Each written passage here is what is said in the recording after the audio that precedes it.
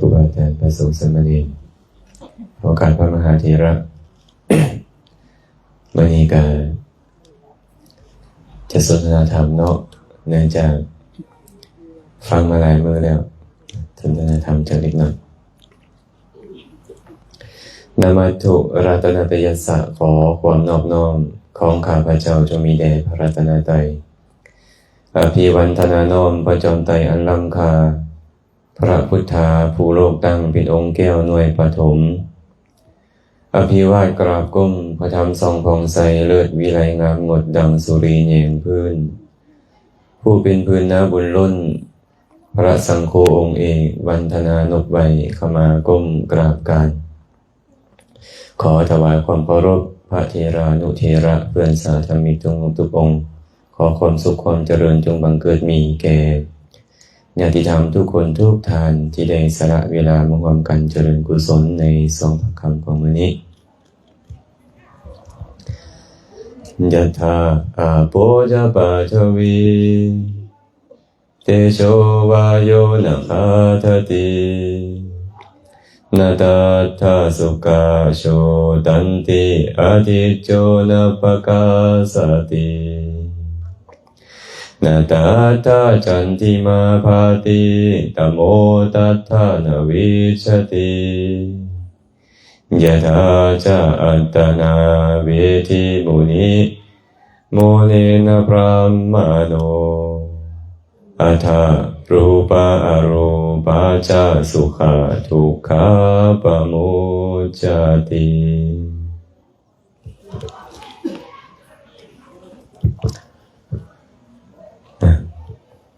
คาถานี้พระสัมมาสัมพุทธเจ้าได้ตรัสไว้ในคัมภีร์พุทธกนิกายในพาหิยสูตรพระองค์บอกว่ายะถาอาโปจะปะทวีเตโชวาโยนะคาทตินาตถาสุกาโชตันติอาทิจโจนัปปกาสติเป็นต้นก่อนอื่นเมื่อก่อนที่จะได้ขยายความอธิบายขยายความของพุทธพจน์ก็ขออนุโมทนาบุญนำพ่อแม่พี่น้องญาติกาวงศาเพื่อนมิตรสหายทุกคนทุกท่านที่สละเวลามาร่วมกันฟังธรรมสนทนาธรรมในสองพระคำของมื้อนี้อาตมาบ่ค่อยจะมีโอกาสที่ง่ายได้มาเฮ็ดอยู่บ้านตัวเองนะมาบ้านตัวเองแต่ว่าเกิดแท้พูนอยู่ในบ้านพุ่นเนาะอยู่บนสันเกิดอยู่แคมป์คลองเป็นลูกพญานาคผู้ใดมาเว้าเรื่องพญานาคเลยบ่ค่อยเชื่อพออยู่กับน้องคลองก็ได้น้อยนะเป็นลูกพญานาคจนในแม่เลยเขียนเนี่ยลูกแม่นี่แหละอยู่ใกล้น้ำคลองเนาะ พระบ้านนี่ก็เที่ยวมาประจำเดี๋ยวนี้เขาล้อมบ้านเป็นบ่ล้อมบ้านแล้ววะเราเอิ้นบ้านก็บ้านนำกันหมดเนาะคุมพระบาทคุมพลสันคุมบรรณาแต่ก่อนเป็น3หมู่บ้านอาตมาเกิดอยู่ในบ้านพุ่นแต่ก่อนตะกี้ก็มาตลอดเลยมาบุญพระบาทนี่ตอนหัวค่ำไปพากันย่างมามวนดีๆเนาะบุญพระบาทบ่แม่นบ่ไม่ออกประมาณ20กว่าปีก่อนพุ่นนะย่างออกมาแล้วก็นุ่มโกสินทร์นุ่มสุรินทร์แล้วอยู่แถวนี้เนาะดังสมัยนั้นน่ะนุ่มพลโพงบอกทงมั่งไปนั่น2 โมงกลางคืน3 โมงกลางคืนบ่แลกันได้ย่างกลับมากอดคอกันเซลงของข้างทางพุ่นแหละมาลาล่าเดียวเลยกับบ่ได้ฮู้คุณของพระพุทธพระธรรมพระสงฆ์เพิ่มเลยทั้งที่เจดีย์นี้สร้างมานี่สร้างเจาะจงคุณของพระสัมมาสัมพุทธเจ้าตั้งแต่นานอยู่ตั้งแต่อาตมาจื้อความได้แต่บ่ฮู้คุณของพระเจดีย์เลยแม้แต่น้อยมันเป็นไปได้แนวใดจื้อความได้ก็เล่นอยู่วัดพุ่นแหละคนหินคนทรายซอยเนี่ยครูก็เลี้ยงเป็นมะกล้วยสมัยก่อนนะ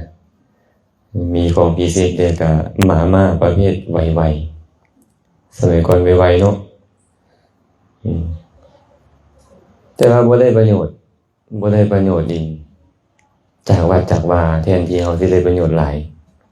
บ่ได้ประโยชน์เพราะบ่ได้ฟังธรรม บ่คือซุมื้อนี้มันมีโลกโซเชียลอาตมาบวชตั้งแต่ปี2008จักปีแล้วไม่ออกมา17 ปีเนาะ17 ปีวันที่20เดือนเมษาอาตมาบวชเป็นจั่วไปขอแม่บวชแม่บอกว่าขอพอมึงแล้ววะ อาตมาก็ตอบว่าบ่ต้องขอโทรหาหมู่สิบวชเลยเด้อเฮ้ยบุญหนึ่งเพื่อไปหมู่ก็ได้โดยเฉพาะไต้หวันผาโป่งหลายหมู่อาตมาเนี่ยมาเลี้ยงเบียร์คนบวชว่าซั่นนี่มาเลี้ยงเบียร์กันบวชมันก็เมาแล้วบ่เนาะนี่องค์นี้เพิ่น สายเก่าก่อนบวชต้องไปหาเพิ่นเด้เนาะเพิ่มกำลังวังสา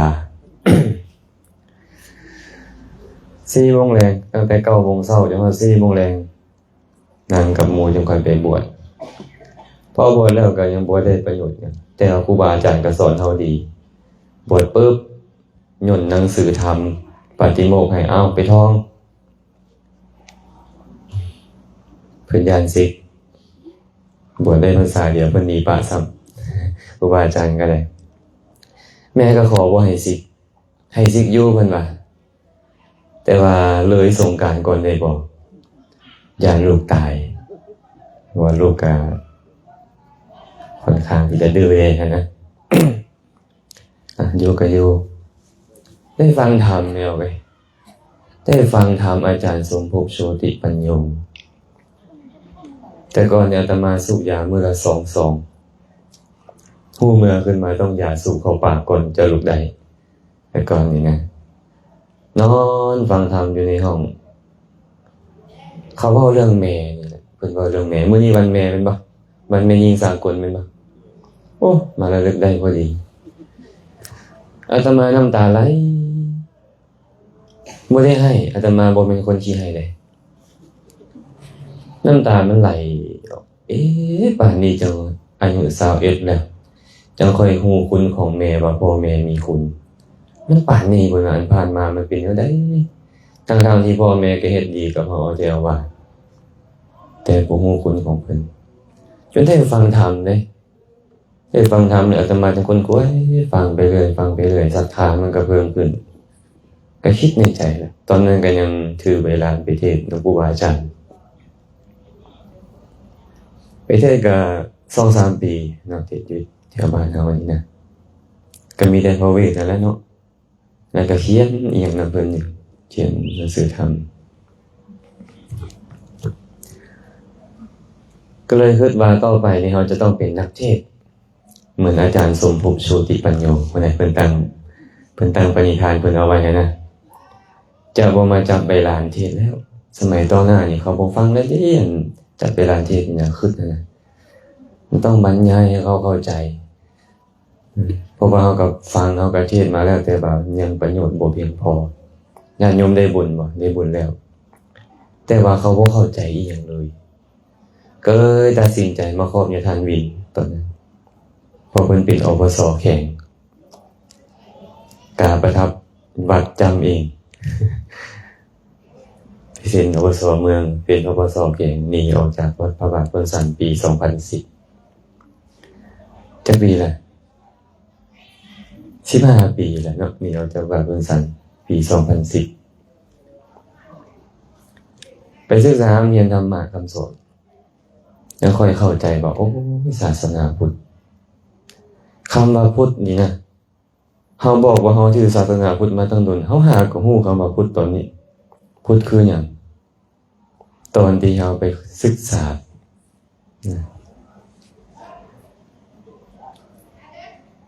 ก็เลยคิดในใจว่าต้องเอาธรรมะคำสอนนี้กลับบ้านให้ใหญ่เอากลับบ้านเขาก็นิมนต์ให้อยู่พุ่นแล้วนิมนต์ให้สอนอยู่ฝั่งไทยบ่บ้านของข่อยบ่เคยมีแบบนี้ข่อยสิเอาธรรมะกลับบ้านข่อยคิดแต่แนวนั้นนะนั่นก็เลยตั้งปณิธานในใจตัวเองมาอายุ35แล้วจะเซาเทศได้แต่กายมาดนละคิดว่าอายุ35แล้วจะเซาเทศ จะเศร้าสอนจะเข้าป่า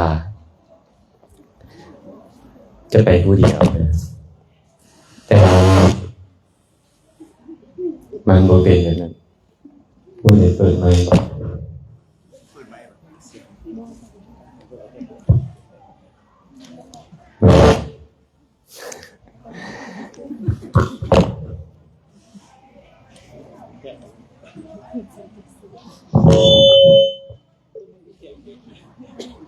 เปิดหรือบ่ปิด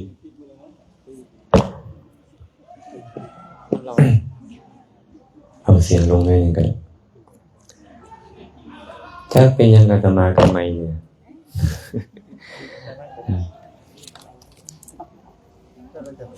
ว่ะบ่ไม้หอนกับหมาเห่าบ่หมาเห่ากับขี้เหล้าแซวเนี่ยทางแซวทางเพิ่นกับขี้เหล้าแซวไม้ก็หอนยังแต่หมาเห่าบ่เนี่ยเข้าใจแล้วเมื่อกี้เนี่ยโอ้ยสิลมคำบอกซะแล้วนี่นะคิดว่าจังซั่นตัดสินใจว่าอย่างนั้นแต่ว่ายังบ่เกิดปานนี้อันสิ่งที่ตั้งใจไว้นะยังได้เปลี่ยนใจแนวใหม่อยู่ สอนมาตั้งแต่พรรษา7ตอนนี้สอนอยู่นี่พรรษา7ตอนนี้พรรษา17พรรษา17 10 ปีแล้วนะสอนอยู่ลาวนี่นะแต่ก็ยังได้พอประมาณนะครูบาอาจารย์บางองค์ก็ได้ความรู้ไปบางองค์ก็ยังบ่เข้าใจเท่าที่ควรก็ยังสิได้สอนต่ออีกนั่นแหละเพราะว่าคำสอนมันสำคัญหลายนะอย่างอยู่ไหมคันบ่ได้ยินบ่ได้ฟังธรรมนี่โอ้ยอาตมาว่าน่าจะอยู่ศรีธัญญาบ่รู้บ่กับคุกหรือบ่กับอยู่แก้งอาหงบ่ก่อนอยู่ทางลุมหั่นน่ะที่ชื่อเขายิงตายลงแก้งอาหงแล้วแหละนะ อาศัยธรรมะคำสอนจึงฮู้บาปบุญคุณโทษขึ้นมาน้อยหนึ่งแต่บ่ได้หมายความว่าฮู้แล้วจะเฮ็ดได้ทุกอย่างบ่แม่นเด้ฮู้แล้วเป็นเหตุให้เราระวังขึ้นมื้อนี้ก็เลยมีโอกาสได้มาเทศน์อยู่ต่อหน้าเจดีย์องค์นี้เมื่อก่อนบ่เคยฮู้คุณของเพิ่นแต่มื้อนี้ฮู้และฮู้อย่างลึกซึ้งในคุณของเพิ่นพร้อมมาเป็นหยังเพิ่นจึงเฮ็ดเจดีย์นี้เจาะจงบุคคลที่เอิ้นว่าพุทธะเพราะเพิ่นมีคุณหลายส่ำใดล่ะเอาอีกอย่างมาเปรียบเทียบกับบ่ได้คุณของพระสัมมาสัมพุทธเจ้านี่นะอาตมาก็เลยเห็นความสำคัญพาครูบาอาจารย์ย่างมานี่นะมื้อนี้วันที่เท่าไหร่8เนาะออกจากวัดวันที่7เดือน12มื้อนี้วันที่8เดือน3เดือนแล้วเด้เนาะนั่นอยากนำธรรมะไปนะอยากเอาธรรมะเข้าไปหาญาติโยมแต่ละทีพอเห็นโทษของการบ่มีกัลยาณมิตรบ่มีธรรมะคำสอนนะมันมีโทษหลายตัวเองได้ยินได้ฟังธรรมแล้วฮู้เข้าใจในธรรมประมาณนึงแล้วก็เลยอยากให้คนอื่นได้รับรู้นำก็เลยพาข้าเจ้าเดินทางเมื่อยบ่เนี่ยวันถามว่าเมื่อยบ่ย่างมา3เดือนนี่นะโอ้ยบ่ต้องเว้าฮอดดอกอันว่าเมื่อยนะมันเกินคำว่าเมื่อยแล้วแม่นบ่ตีนก็บ่มีบอลสิแตกแล้วมันจนบ่อยากแตกแล้วตีนก็ได้บวมแตกอย่างนั้น อาจารย์มื้อนี้ก็เลยจะนำธรรมะมาเว้าน้อยนึงแต่ว่าปรารภเรื่องของคำถามของโยมนั่นแหละมื้อนี้สิให้ถามเด้แต่ที่ตอบคำถามของโยมที่เขาถามมื้อก่อนหน้านี้ก่อนเนาะเนื่องจากว่ามีคนมักเอิ้นพระตายว่านิพพานเห็นป่ะเอามาเอิ้นพระที่ตายว่านิพพานเมื่อก่อนก็เลยมีคนดังของภาคใต้ตายผมไม่เอากระเพื่อนจะฮู้แหละเนาะไม่งั้นก็โอ้นั่นฮู้นั่นน่ะแสดงว่ามาของขลังซาสุดว่าซั่นอาจารย์ซาสุดเนาะเพิ่นว่านะตายก็เลยมีลูกศิษย์ลูกหาเพิ่นหั่นนะให้คอมเมนต์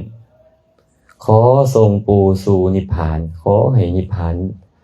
ประมาณนี้นะเขาก็เลยถามปัญหามาว่าอาจารย์คำว่านิพพานนี่นะ ใส่กับโยมนี่ได้บ่มันควรใส่กับพระบ่นิพพานนี่นะว่าซั่นพ่อไม่ออกเข้าใจคำว่านิพพานบ่ไม่ออกเหมาะอาจารย์สอนอาตมาได้ตั้งแต่อายุป.3 ปี1990เท่าไหร่96 97มันบ่จัก นิพพานนี่นะผู้เฒ่าเพิ่นพาเว้าตลอดเลยแม่นบ่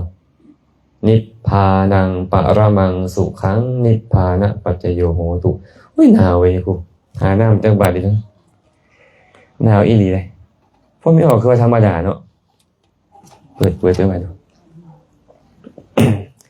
นิพพานนี่มันเป็นภาษาบาลีมันเป็นภาษาบ้านเฮามาจาก2คำมาประกอบกันมาจากนิแปลว่าออกหรือดับวานะแปลว่าเครื่องห้อยจื่อได้มันก็เลยเป็นนิวานะแปลว่าออกจากเครื่องห้อยแต่ภาษาบาลี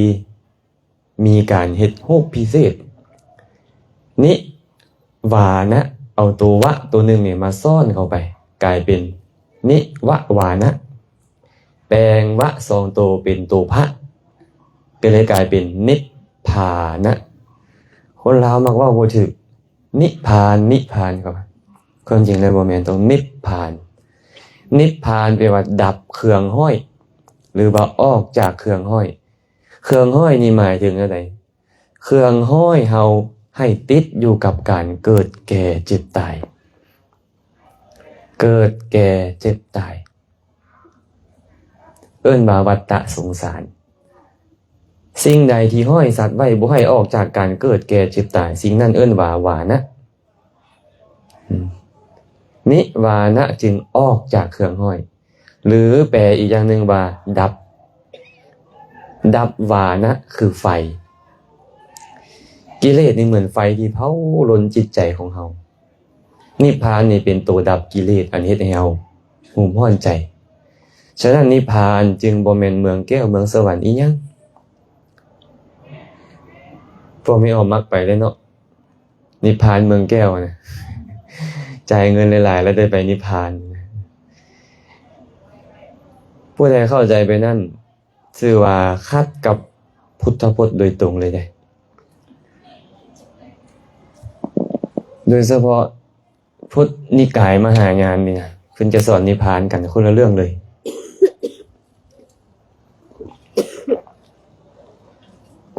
นิพพานของพุทธนิกายมหายานคือ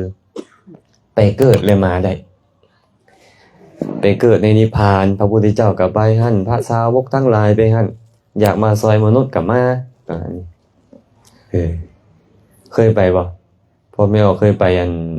หาพระแม่องค์ธรรมบ่ฮะเคยไปอยู่บ่ไปกินเจไปรับธรรมะ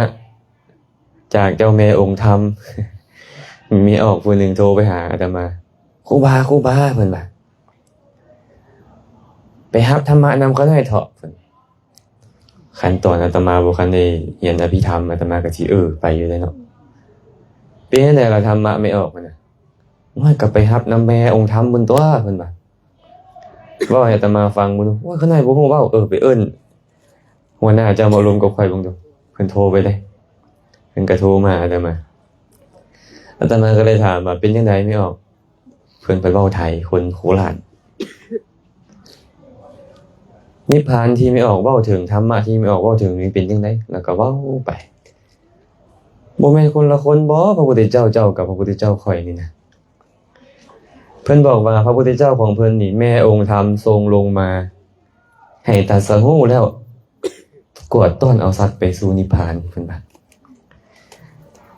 บาทพระพุทธเจ้าของอาตมานี่สัมมาสัมพุทธะตรัสรู้ชอบได้โดยพระองค์เองพระพุทธเจ้าของเจ้านี่มีผู้ทรงมาตรัสรู้มีผู้สอนให้ตรัสรู้คนละเรื่องหลายๆพวกเขาเนี่ยแสดงว่าเขานับถือพระพุทธเจ้าคนละองค์พระพุทธเจ้าของข้อยนี่ต้องอรหังบ่มีกิเลสไกลจากกิเลสสัมมาสัมพุทธะตรัสรู้ชอบและฮู้ด้วยพระองค์เองคันอื่นจากนี้เอิ้นว่าฮู้บ่ได้ตรัสรู้เอง คันผู้ที่บ่ได้ตรัสรู้เองก็คือผู้บ่ได้สั่งสมบารมีนะฉะนั้นก็เลยเว้าให้เราฟังว่านิพพานของเจ้าเว้าหั่นนะมันขัดกับพระพุทธเจ้าข่อยเด้พระพุทธเจ้าข่อยเว้านี่นิพพานคือบ่มีการเกิดคือดับนิพพานที่เจ้าเว้าคือการไปเกิดพระพุทธเจ้าก็บอกเลยว่าชาติปิทุกขาความเกิดเป็นทุกข์แล้วมันสักนำชราปิทุกขามาความแก่ชรามามรณะปิทุกขังตามมาความตายตามมาอปิเยหิสัมปโยโคทุกโขการได้พบเจอคนสิ่งที่บ่เป็นที่พอใจก็ตามมาปิเยหิวิปโยโคทุกโขความทุกข์เพราะพัดพรากจากของฮักของแหมตามมายามปิดฉังนรภติตามปิทุกขังความทุกข์ที่เกิดขึ้นเพราะการปรารถนาสิ่งใดสิ่งหนึ่งแล้วบ่ได้ดังใจก็ตามมาสรุปแล้วความเกิดเป็นอย่างเกิดขันธ์ห้าเกิดเป็นบ่ตาหูดังลิ้นกายใจนี่เกิดอายตนะนี่แหละเกิดไม่อย่างแก่นี่แหละสิ่งที่เกิดนี่แหละแก่ไม่อย่างตายก็สิ่งที่เกิดนี่แหละตายไม่อย่างพัดพรากสิ่งที่เกิดนี่แหละไม่อย่างต้องพบเจอสิ่งที่บ่น่าพอใจสิ่งที่เกิดนี่แหละมันไปพบเจอแม่นไผผิดหวังสิ่งที่เกิดนี่แหละมันผิดหวังแสดงว่าเจ้าบอกว่านิพพานเกิดมันก็เลยตรงกันข้ามกับนิพพานที่พระพุทธเจ้าเคยสอนตั้งแต่นั้นมาก็เงียบกิ๊บ12-13 ปีแล้วเงียบเลยบ่ติดต่อมาว่าชวนไปรับธรรมะอีกแล้วชาเด้อญาติโยมเด้อนิพพานคือธรรมชาติที่ดับกิเลสมีคนไปถามพระพุทธเจ้าข้าแต่พระองค์ผู้เจริญที่เอิ้นว่านิพพานคือหยังเนาะความสิ้นราคะความสิ้นโทสะความสิ้นโมหะเอิ้นว่านิพพานสิ้นราคะคือบ่มีความอยากแล้วค่อยในใจค่อยบ่มีความอยากเอิ้นว่าสิ้นราคะความสิ้นโทสะคือค่อยบ่มีความบ่พอใจอีหยังไผจะด่าไผจะว่าไผจะทุบจะตีจะย่องย่อสรรเสริญค่อยบ่มีความบ่พอใจอีหยังโดยประการทั้งปวงแล้วดับโมหะความสิ้นโมหะความลุ่มหลงที่จะเห็นว่านี่เป็นค่อยเป็นของค่อยนี่เป็นคนเป็นสัตว์บ่มีในตัวค่อยแล้วค่อยบ่ลุ่มหลงแล้วแบบนี้จะเอิ้นว่านิพพานเนาะใช่เขาเลยบอกว่านิพพานเนี่ยใส่กับพระบ่เขาหน่อยใส่กับพระตายบ่หรือโยมตายบอกตามตรงว่าจะพระตายหรือโยมตายก็บ่เอิ้นว่านิพพานเข้าใจป่ะจะพระตายหรือโยมตายก็บ่เอิ้นว่านิพพานเอิ้นว่ามรณะฉะนั้นทรัพย์แสงก็เลยมักใส่ว่าหลวงพ่อนี่ญาทานนั่นมรณภาพมรณภาพคือความเป็นคืออันตายมรณะแปลว่าความตายภาพนะภาวะแปลว่าความเป็นแห่งการตายนั้นหรือเอิ้นว่ามรณภาพไม่ยังตายล่ะขันธ์ห้านี่แหละมันแตกดับไปคนใส่แบบนั้นแต่ว่าถามว่านิพพานนี่นะคนใส่แท้ๆใส่กับไผล่ะจะเป็นคฤหัสถ์ก็ตามเป็นบรรพชิตก็ตามที่บรรลุเป็นพระอรหันต์แล้วตายเอิ้นว่าปรินิพพานเอิ้นได้แบบนี้ต้องเป็นพระอรหันต์ตอนเป็นฆราวาสก็ตามตอนเป็นบรรพชิตก็ตามอย่างสิ้นพระพุทธเจ้าตายเขาก็เอิ้นว่าเสด็จดับขันธปรินิพพานแม่นบ่พระอรหันต์ทั้งหลายตายเขาก็บอกว่าปรินิพพานแล้วแม่นบ่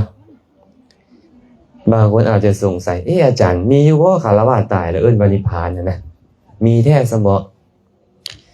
เคยมีเรื่องราวเกิดขึ้นในสมัยพุทธกาลอันนี้เล่าเป็นเกร็ดความรู้ให้กับญาติโยมได้ฟังในสมัยพุทธกาลมีอุบาสกคนหนึ่งชื่อว่าพาหิยะทารุจิริยะอุบาสกคนนี้เดินทางไปค้าขายสมัยก่อนเขาเดินทางทะเลเนาะพอเดินทางไปค้าขายพายุมันก็เข้ามาพัดกระหน่ำเรือของเราเฮ็ดให้สำเภาแตกคนทั้งหลายก็ตายเบิดแต่เราเนี่ยไปยึดได้ไม้แป้นอันนึงภาษาสำนวนไทยเขาเรียกว่าแผ่นกระดานประมาณนั้นนะแล้วก็ยึดไม้แป้นตัวนั้นแล้วก็ปกติของทะเลนี่เนี่ยลมมันจะซัดเข้าฝั่งหมดจะบ่มีอีหยังสามารถลอยอยู่กลางทะเลได้มันจะซัดเข้าฝั่งหมดเป็นปกติของทะเลเมื่อเราไปยึดอยู่ไม้แป้นตอนนั้นลมก็พัดขึ้นทะเลก็ซัดเข้าฝั่ง พอขึ้นมาฮอดฟังคนตกน้ำสิเหลือจังส่งเสื้อกับบ่เหลือแม่นบ่มันหนักได้เนาะผู้ใดเคยลอยน้ำจะเข้าใจมันก็หลุดลุ่ยไปเมิดยึดแผ่นอันนั้นอยู่ได้ก็ยังพอแฮงแล้วอันลมทะเลบ่คือลมบ้านเฮาได้แม่นบ่เอ้ยลมทะเลนี่นะเราก็เลยบ่มีเครื่องนุ่งพอบ่มีเครื่องนุ่งก็สิไปอยู่ในบ้านคนได้บ่ล่ะบ่ได้แล้วแม่นบ่ไปอยู่ป่าซะไปอยู่สุสานพอไปอยู่สุสานแล้วกินหยังแล้วบัดเนี่ยก็กินของเส้นของไหว้ที่เขาเอาไปไหว้เส้นพี่น้องเขาบ้านเฮาก็มีในสมัยก่อนเนาะเฮ็ดผ้าเวรเราไปไหว้กันน่ะคนที่ถือผีก็เฮ็ดจังซั่นคนถือผีถือพราหมณ์คันพุทธแท้ๆนี่บ่มีเฮ็ดจังซั่นแล้วก็ไปเอามากินชาวบ้านก็ไปบูชาไปเส้นไหว้พี่น้องเขาเจ้าน่ะไปเห็นอ้าวองค์นี้ต้องเป็นอรหันต์เนี่ยปล่อยวางหมดเลยว่าซั่นส่งกับบ่นุ่งว่าซั่นเด้ปล่อยวางแท้ๆพระองค์เนี่ยเสื้อกับบ่นุ่งส่งกับบ่นุ่งพัดคือได้เนาะคันเว้าเนาะเบิ่งแม่บ่เอาหยังเลยพวกพระสมณะโคดมพวกสมณะเสื้อสายกษากยบุตรยังนุ่งห่มผ้าเด้ยังบ่ปล่อยวางแล้วว่านี่ปล่อยวางต้องแบบนี้ส่งกับบ่นุ่งเสื้อกับบ่นุ่งแบบนี้ว่าซั่นเราก็คิดได้แถวบ้านก็ย่องยอว่าเราเป็นพระอรหันต์ย่องไปย่องมาย่องลายมือลายเว้นเข้าทึกใจคำย่องยอเห็นผิดเลยว่าตัวเองนี่หลงตัวเองว่าตัวเองเป็นอรหันต์ระวังได้พวกเฮาก็ได้มีคนย่องนี่ย่องทึกย่องลายนี่มักลำพองตัวเองได้มักสำคัญตัวเองผิดได้ระวังเด้อพวกไม่ออกก็ได้เด้อมันมักย่องครูบาอาจารย์ลงบ่ได้เลยลงยากเลยสิย่องเลยเนาะคือการเลยองค์เนี่ยลงตัวเองว่าเป็นพระอรหันต์เพิ่นก็มานั่งคิดอยู่คันบุคคลใดบุคคลหนึ่งเป็นพระอรหันต์ในโลกนี้ก็ต้องค่อยผู้หนึงแหละเพิ่นว่าปรากฏว่าเดือนฮ้อนฮอดเทวดาเนี่ยเทวดาชั้นพรหมที่เคยเป็นญาติพี่น้องของเราที่เคยอยู่ร่วมกันมาในการก่อนก็เลยมาเตือนสติเราพาหิยะเอ้ยเจ้าบ่แม่นพระอรหันต์ดอกแม้แต่ข้อปฏิบัติอันจะเป็นเหตุให้บรรลุอรหันต์ในเจ้าก็บ่มีเลยว่าซั่นเจ้าสิเป็นอรหันต์ได้จังได๋เทวดามาบอกอ้าวเทวดาฮู้ใจค่อยเสยได้นี่เทวดาฮู้ใจเราก็เลยถามคันค่อยบ่แม่นอรหันต์แล้วผู้ใดเป็นอรหันต์ล่ะเทวดาก็เลยบอกว่าอยู่ทางทิศเหนือเด้อมีเมืองหนึ่งชื่อว่าเมืองสาวัตถีตอนนี้พระสมณะโคดมพร้อมด้วยสาวกอาศัยอยู่หันเพิ่นเป็นพระอรหันต์และดำเนินไปในข้อปฏิบัติอันเป็นเหตุให้เป็นอรหันต์ให้เจ้าไปเด้อได้ยินซ้ำเนี่ยคนที่เขามีอุปนิสัยที่เขาสร้างสมมาดีแล้วบุญบารมีเขานะแค่ได้ยินคำว่ามีกัลยาณมิตรค่อยจะไปแค่มีคำว่ากัลยาณมิตรเนี่ยสิจะซอยเหลือให้ค่อยมีความรู้ความเข้าใจให้ค่อยบรรลุคุณธรรมวิเศษไปเลยย่างไปไม่ออกเลยแก้ผ่ายางกันได้บ่สบายอยู่ดอกบ่คืออาจารย์เก่งอาจารย์เกตเพิ่นแบกทั้งบาททั้งกดอาจารย์เกตตีนจนอาบเลือด เลือดออกเลยตีนเพิ่นนี่นะพื้นตีนพองออกเบิดเป็นแผ่นเลยแต่องค์นี้บ่นุ่งโส่งไม่ออกบ่นักอีหยังย่างไปบ่นอนคืน2คืนจักเทื่อบ่ข้างคืนฮอด2คืนจักเทื่อแต่ละบ่อยากไปนะพอไปฮอดวัดพระเชตวันเห็นพระสงฆ์องค์เจ้าเดินจงกรมตอนเช้าเข้าไปหาเลยอาวุโสทั้งหลายพระสมณะโคดมอยู่ไสเพิ่นผู้ใดที่ข้าเจ้ายังบ่คันเคารพต่อพระพุทธเจ้าเขามักเอิ้นพระพุทธเจ้าโวหารนี่ไปถามพระสงฆ์ข้าเจ้าพระสงฆ์ข้าเจ้าก็เลยบอกว่าอาวุโสพระผู้มีพระภาคเจ้าเสด็จดำเนินเข้าไปสู่หมู่บ้านเพื่อบิณฑบาตเราได้ยินมาพระพุทธเจ้าเข้าหมู่บ้านแล้วก็นำเลยไม่ออกนำพระพุทธเจ้าเข้าไปเห็นพระพุทธเจ้ากำลังเดินบิณฑบาตอยู่ด้วยอาการสำรวมสงบเสงี่ยมเข้าไปข้าแต่พระโคดมผู้เจริญขอพระองค์จงแสดงธรรมให้ข้าน้อยฟังเนี่ยจงแสดงธรรมอันจะเป็นเหตุให้ข้าน้อยนี่นะได้ประโยชน์ได้ความสุขสิ้นกาลนานเดทอนบ่คือพวกเฮาเด้อาจารย์มณีวันบ่คือพวกเฮาเด้ ไปวัดแล้วมีสายแขนบ่คนนั้นฟันดีบ่ครูบาโตใหญ่มื้อนี้น่ะเพิ่นว่าโอ้ยเป็นยังไปวัดแล้วไปถามอยู่นั่นแล้วปีกายนี่อาตมายางตั้งแต่ธาตุหลวงลงไปฮอดพระธาตุอิงหังเด็กน้อยนักเรียนคือซ้ำเนี่ยย่าพ่อเพิ่นเอิ้นอาตมาว่านางอันเนี้ยเพิ่นเป็นตาเครียดนะเพิ่นเอิ้นเสียงทอนว่าย่าพ่อคืออยู่เมื่ออาตมาว่าย่าพ่อมีฝ่ายผูกแขนบ่เพิ่นเหลียวเบิ่งหน้าว่านางอันนี้ข่อยก็เฒ่าไปนั่นเพิ่นว่าเจ้าจะเอิ้นย่าพ่อนี่ก็สมควรแหละเนาะสมหน้ามันก็สิแฮวๆได้ย่างมันหลายมื้อเลยโอ้บ่มีเด้อก็เลยบ่ได้เฮ็ดไผผูกแขนเด้อคนส่วนหลายแล้วมักถามพระเดี๋ยวนั้นพ่อไม่ออกเลยไปวัดไปทางเนี่ยอันเดียวนั่นแหละบ่แม่นอย่างอื่นดอกมีตัวดีบ่ก็ได้โอ้ยคันมีตัวดีเพิ่นบอกพ่อบอกแม่เพิ่นซื้อรวยบ่แล้วแหละไม่ออกเอ้ยบ่ฮอดไม่ออกดอกเนาะอันนี้เพิ่นไปถามฟังธรรมคันซั่นชาวพุทธไปหาพระสงฆ์ของเจ้าต้องถามฟังธรรมบ่แม่นจะไปถามอย่างอื่นคือหลายอันพวกหมู่รุ่นเดียวก็ได้ครูบาสิสิหมู่ใดเพิ่นว่าหมู่ได้ลูก3ลูก4เลยนี่โอ้ยได้ก็เรื่องของพระเจ้าแม่สิมาเว้าให้ข่อยฟังอีหยังก่อนนี่แม่หมู่ได้ลูกได้เต้าหมดแล้วบางคนเลยได้ไผได้เคยแล้วซั่นปานใดสิสิเพิ่นน่ะอย่าไปถามเด้อบัดนี้เด้อพ่อไม่ออกพ่อออกคือกันอย่าไปถามครูบาอาจารย์ว่าปันใด40เทศให้ก็ได้ฟังเด้เบ็ดเมตู้สีเว้ากันนะบ่ต้องพามาจาโลกาก็ได้นิมนต์เทศก็น้อยเดี๋ยวนี้ก็จบเลยนะจังได๋ว่ายากจังได๋ผมมาจาโลกาสิบอกให้เทศก็ได้บ่ถึงขั้นนั้นดอกเนาะอันนี้คือกันเนี่ยพระพาหิยะเนี่ยยังบ่เมืองบ่คันเป็นพระขออภัยพาหิยะทารุจีริยะก็เลยกราบทูลพระพุทธเจ้าบอกว่าขอพระองค์จงแสดงธรรมอันจะเป็นเหตุให้ข้าน้อยได้ประโยชน์สุขสิ้นกาลนานเถิดพระพุทธเจ้าห้ามอย่าฟ้าวตอนนี้บ่คันแม่นเวลานี้เป็นเวลาที่ตถาคตกำลังบิณฑบาตข้าที่2เราก็เว้าคือกันข้าแต่พระโคดมข้าแต่พระองค์ผู้เจริญชีวิตของพระองค์ก็ตามชีวิตของข้าน้อยก็ตามบ่แน่นอนเพิ่นว่าจักสิตายตอนใดข้าน้อยเทศเถาะเว้าภาษาบ้านเฮานะขอพระองค์จงแสดงธรรมขอพระสุคตจงแสดงธรรมขอพระผู้มีพระภาคเจ้าจงแสดงธรรมอันจะเป็นเหตุให้ข้าน้อยได้ประโยชน์สุขสิ้นกาลนานเถาะพระพุทธเจ้าก็บอกอย่าฟ้าวค่อยกำลังบิณฑบาต3ครั้งที่3ตามมาเลยข้าแต่พระองค์ผู้เจริญชีวิตของพระองค์ก็บ่แน่นอนว่าพระองค์จะตายตอนใดชีวิตของข้าพระบาทก็บ่แน่นอนว่าข้าพระบาทจะตายตอนใดคือกันขอพระพุทธเจ้าจงแสดงธรรมขอพระสุคตจงแสดงธรรมอันจะเป็นเหตุให้ข้าน้อยได้รับประโยชน์สุขสิ้นกาลนานเถิดขอ3เทื่อแม่เป็นหยังพระพุทธเจ้าคือบ่เทศเลยบางคนคือบ่ขอกระเทศให้ฟังบัดนี้มาขอ2เทื่อ3เทื่อก็บ่เทศอยากให้เรานี่นะอยากฟังยิ่งกว่าเก่าเวลาเฮาจะเอาอาหารให้คนที่เขาบ่หิวนี่นะมันแทบจะบ่มีประโยชน์เลยแม่นบ่เขาเห็นทางบ่ดมนึงชิมแล้วก็เอ้าให้ผู้อื่นต่อมันจะบ่มีประโยชน์สำหรับเขาแม่นบ่คนที่เขาหิวโหยมาเนี่ยเขาต้องการอาหารเนี่ยบุคคลนี้สมควรได้อันนี้คือกันห้ามเพื่อให้เราคนขวยในการอยากฟังยิ่งขึ้นพระพุทธเจ้าก็เลยตรัสพุทธพจน์แบบนี้ว่า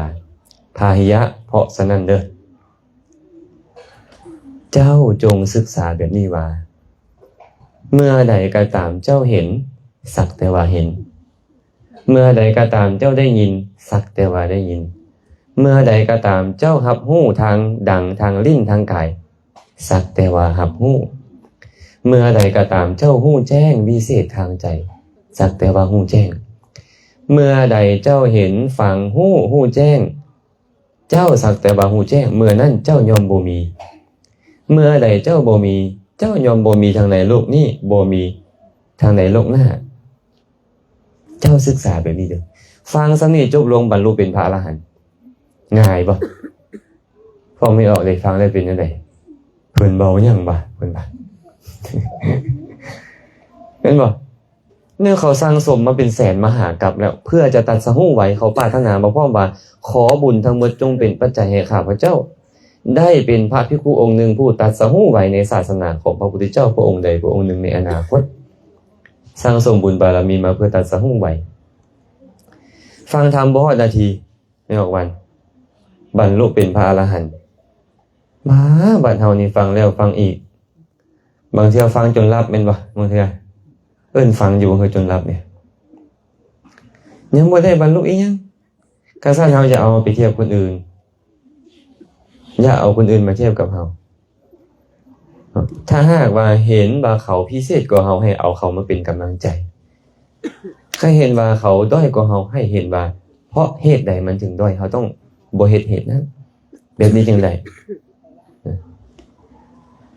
พาหิยะทารุจิริยะบรรลุเป็นพระอรหันต์แล้วพระพุทธเจ้าก็เสด็จกลับบ่ว่าหยังต่อเลยเราอยากบวชแต่บวชบ่ได้พระพุทธเจ้าบ่อนุญาตให้คนที่บ่มีจีวรบ่มีบาตรบวชต้องมีจีวรครบ3ผืนสบงสังฆาติผ้าคลุมและต้องมีบาตรจังให้บวชคันบ่มีพระพุทธเจ้าบ่อนุญาตแต่มีแต่คนพิเศษเท่านั้นที่บ่มีหยังก็บวชได้ว่าบวชแบบเอหิภิกขุอุปสัมปทาแค่พระพุทธเจ้าบอกว่าจงเป็นภิกขุมาเถิดผมยาวๆล้นนวดยาวๆหายเสื้อผ้าของคฤหัสถ์หายจีวรมาสวมใส่มีบาตรพร้อมเหียบห้อยบ่ต้องไปซอกหายยากแต่เฉพาะคนที่เขาเคยสั่งสมบารมีเคยถวายทานถวายจีวรถวายบาตรเอาไว้ในชาติใกล้ๆนี้ยังพอมีโอกาสแบบนี้แต่พระพาหิยะเนี่ยเราบ่ได้เฮ็ดแบบนั้นเนี่ยโยมเอ้ยก็เลยบ่ได้บวชสุดท้าย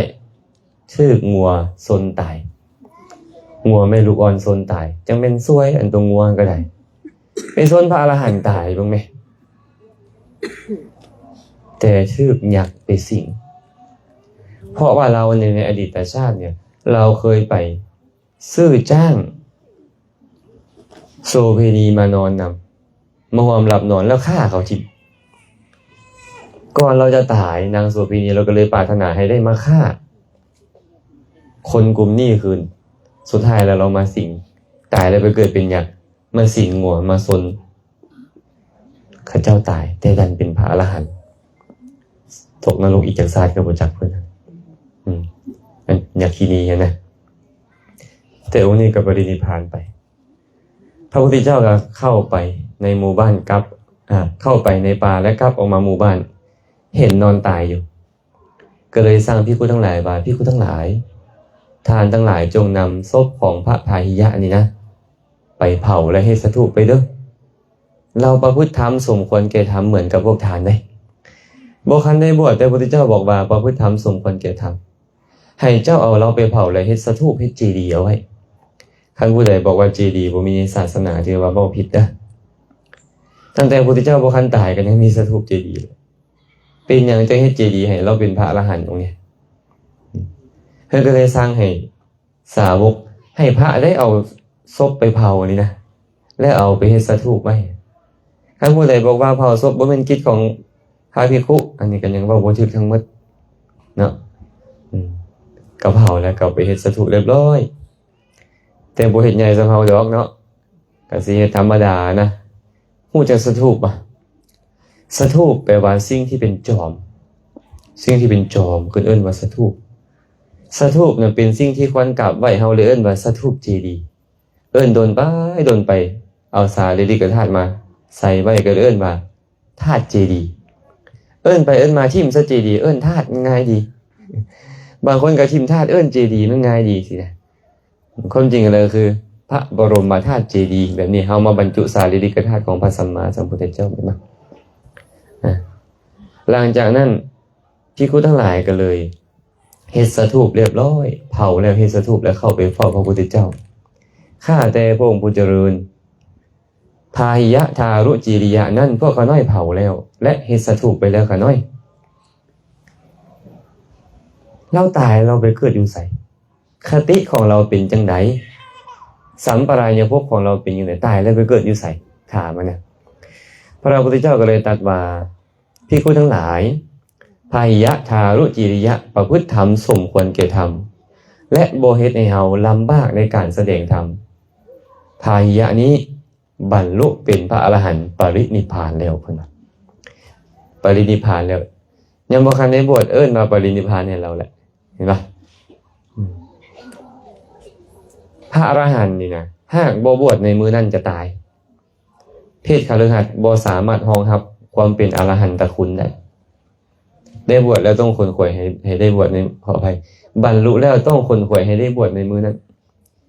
คันบ่ซั่นจะตายด้วยเหตุใดเหตุหนึ่งท่านพระอรหันต์นางโจโก้นำเมียอยู่เฮือนน่ะบ่มีหรอกเด้อ เห็นบ่อรหันต์แถวนึงเป็นยาเมอรหันต์ว่าซั่นเด้ยาเมยังก็ยอกวันยาเมอีหยังยาเมสีอ่านป่ะ สีอ่านเมเพี้ยนขนาดนั้นน่ะแล้วคนบ่ได้ศึกษาคำสอนเป็นไปนี่เด้ไอ้พวกเขาก็จอบแต่เสื้อบัดนี้เนาะเขาเว้าว่าได้ก็เสื้อไปเบิดภาษีอ่านมาเกิดอยู่นี่อยู่หั่นล่ะเด้ก็เว้าไปความจริงบ่มีดอกเนาะฉะนั้นเนาะพระอรหันต์นี่นะจะบ่มีอยู่ในเพศของคฤหัสถ์แต่ว่าบรรลุตอนเป็นคฤหัสถ์บรรลุได้แต่หลังจากบรรลุแล้วก็คือต้องขอบวชเท่านั้นพระพุทธเจ้าจึงว่าไว้บ่แม่นฐานะบ่แม่นโอกาสที่บุคคลผู้บรรลุอรหันต์แล้วจะกลับไปใช้ชีวิตเหมือนคฤหัสถ์ผู้ครองเรือนบ่มีเพิ่นว่าบ่แม่นฐานะบ่แม่นโอกาสจะมีได้ดอก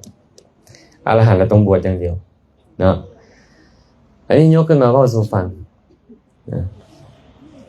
ว่านิพพานนี่นะคำว่านิพพานเนี่ยใส่กับคฤหัสถ์ได้บ่ใส่กับบรรพชิตได้บ่ได้ทั้งสองหากเขาเป็นอรหันต์และตายนิพพานนี่มีอยู่2แบบชื่อบ่ชื่อเด้อ1สัอุปาทิเสสนิพพานเป็นตาชื่อยากกับภาษาบาลีเนาะแต่ก็ต้องชื่อ2อนุปาทิเสสนิพพานอีกรอบหนึ่งนะสัอุปาทิเสสนิพพานอนุปาทิเสสนิพพานเอาเจอยังไงซะนะสัอุปาทิเสสนิพพานแปลว่านิพพานแต่ยังบ่ตายนิพพานยังมีขันธ์5อยู่เอิ้นว่ากิเลสนิพพานให้ชื่อไปนี่1กิเลสนิพพานคือนิพพานที่มาดับกิเลส2ขันธนิพพานอนุปาทิเสสนิพพานคือนิพพานบ่มีขันธ์5แล้วหมายถึงการตายของพระอรหันต์เนาะ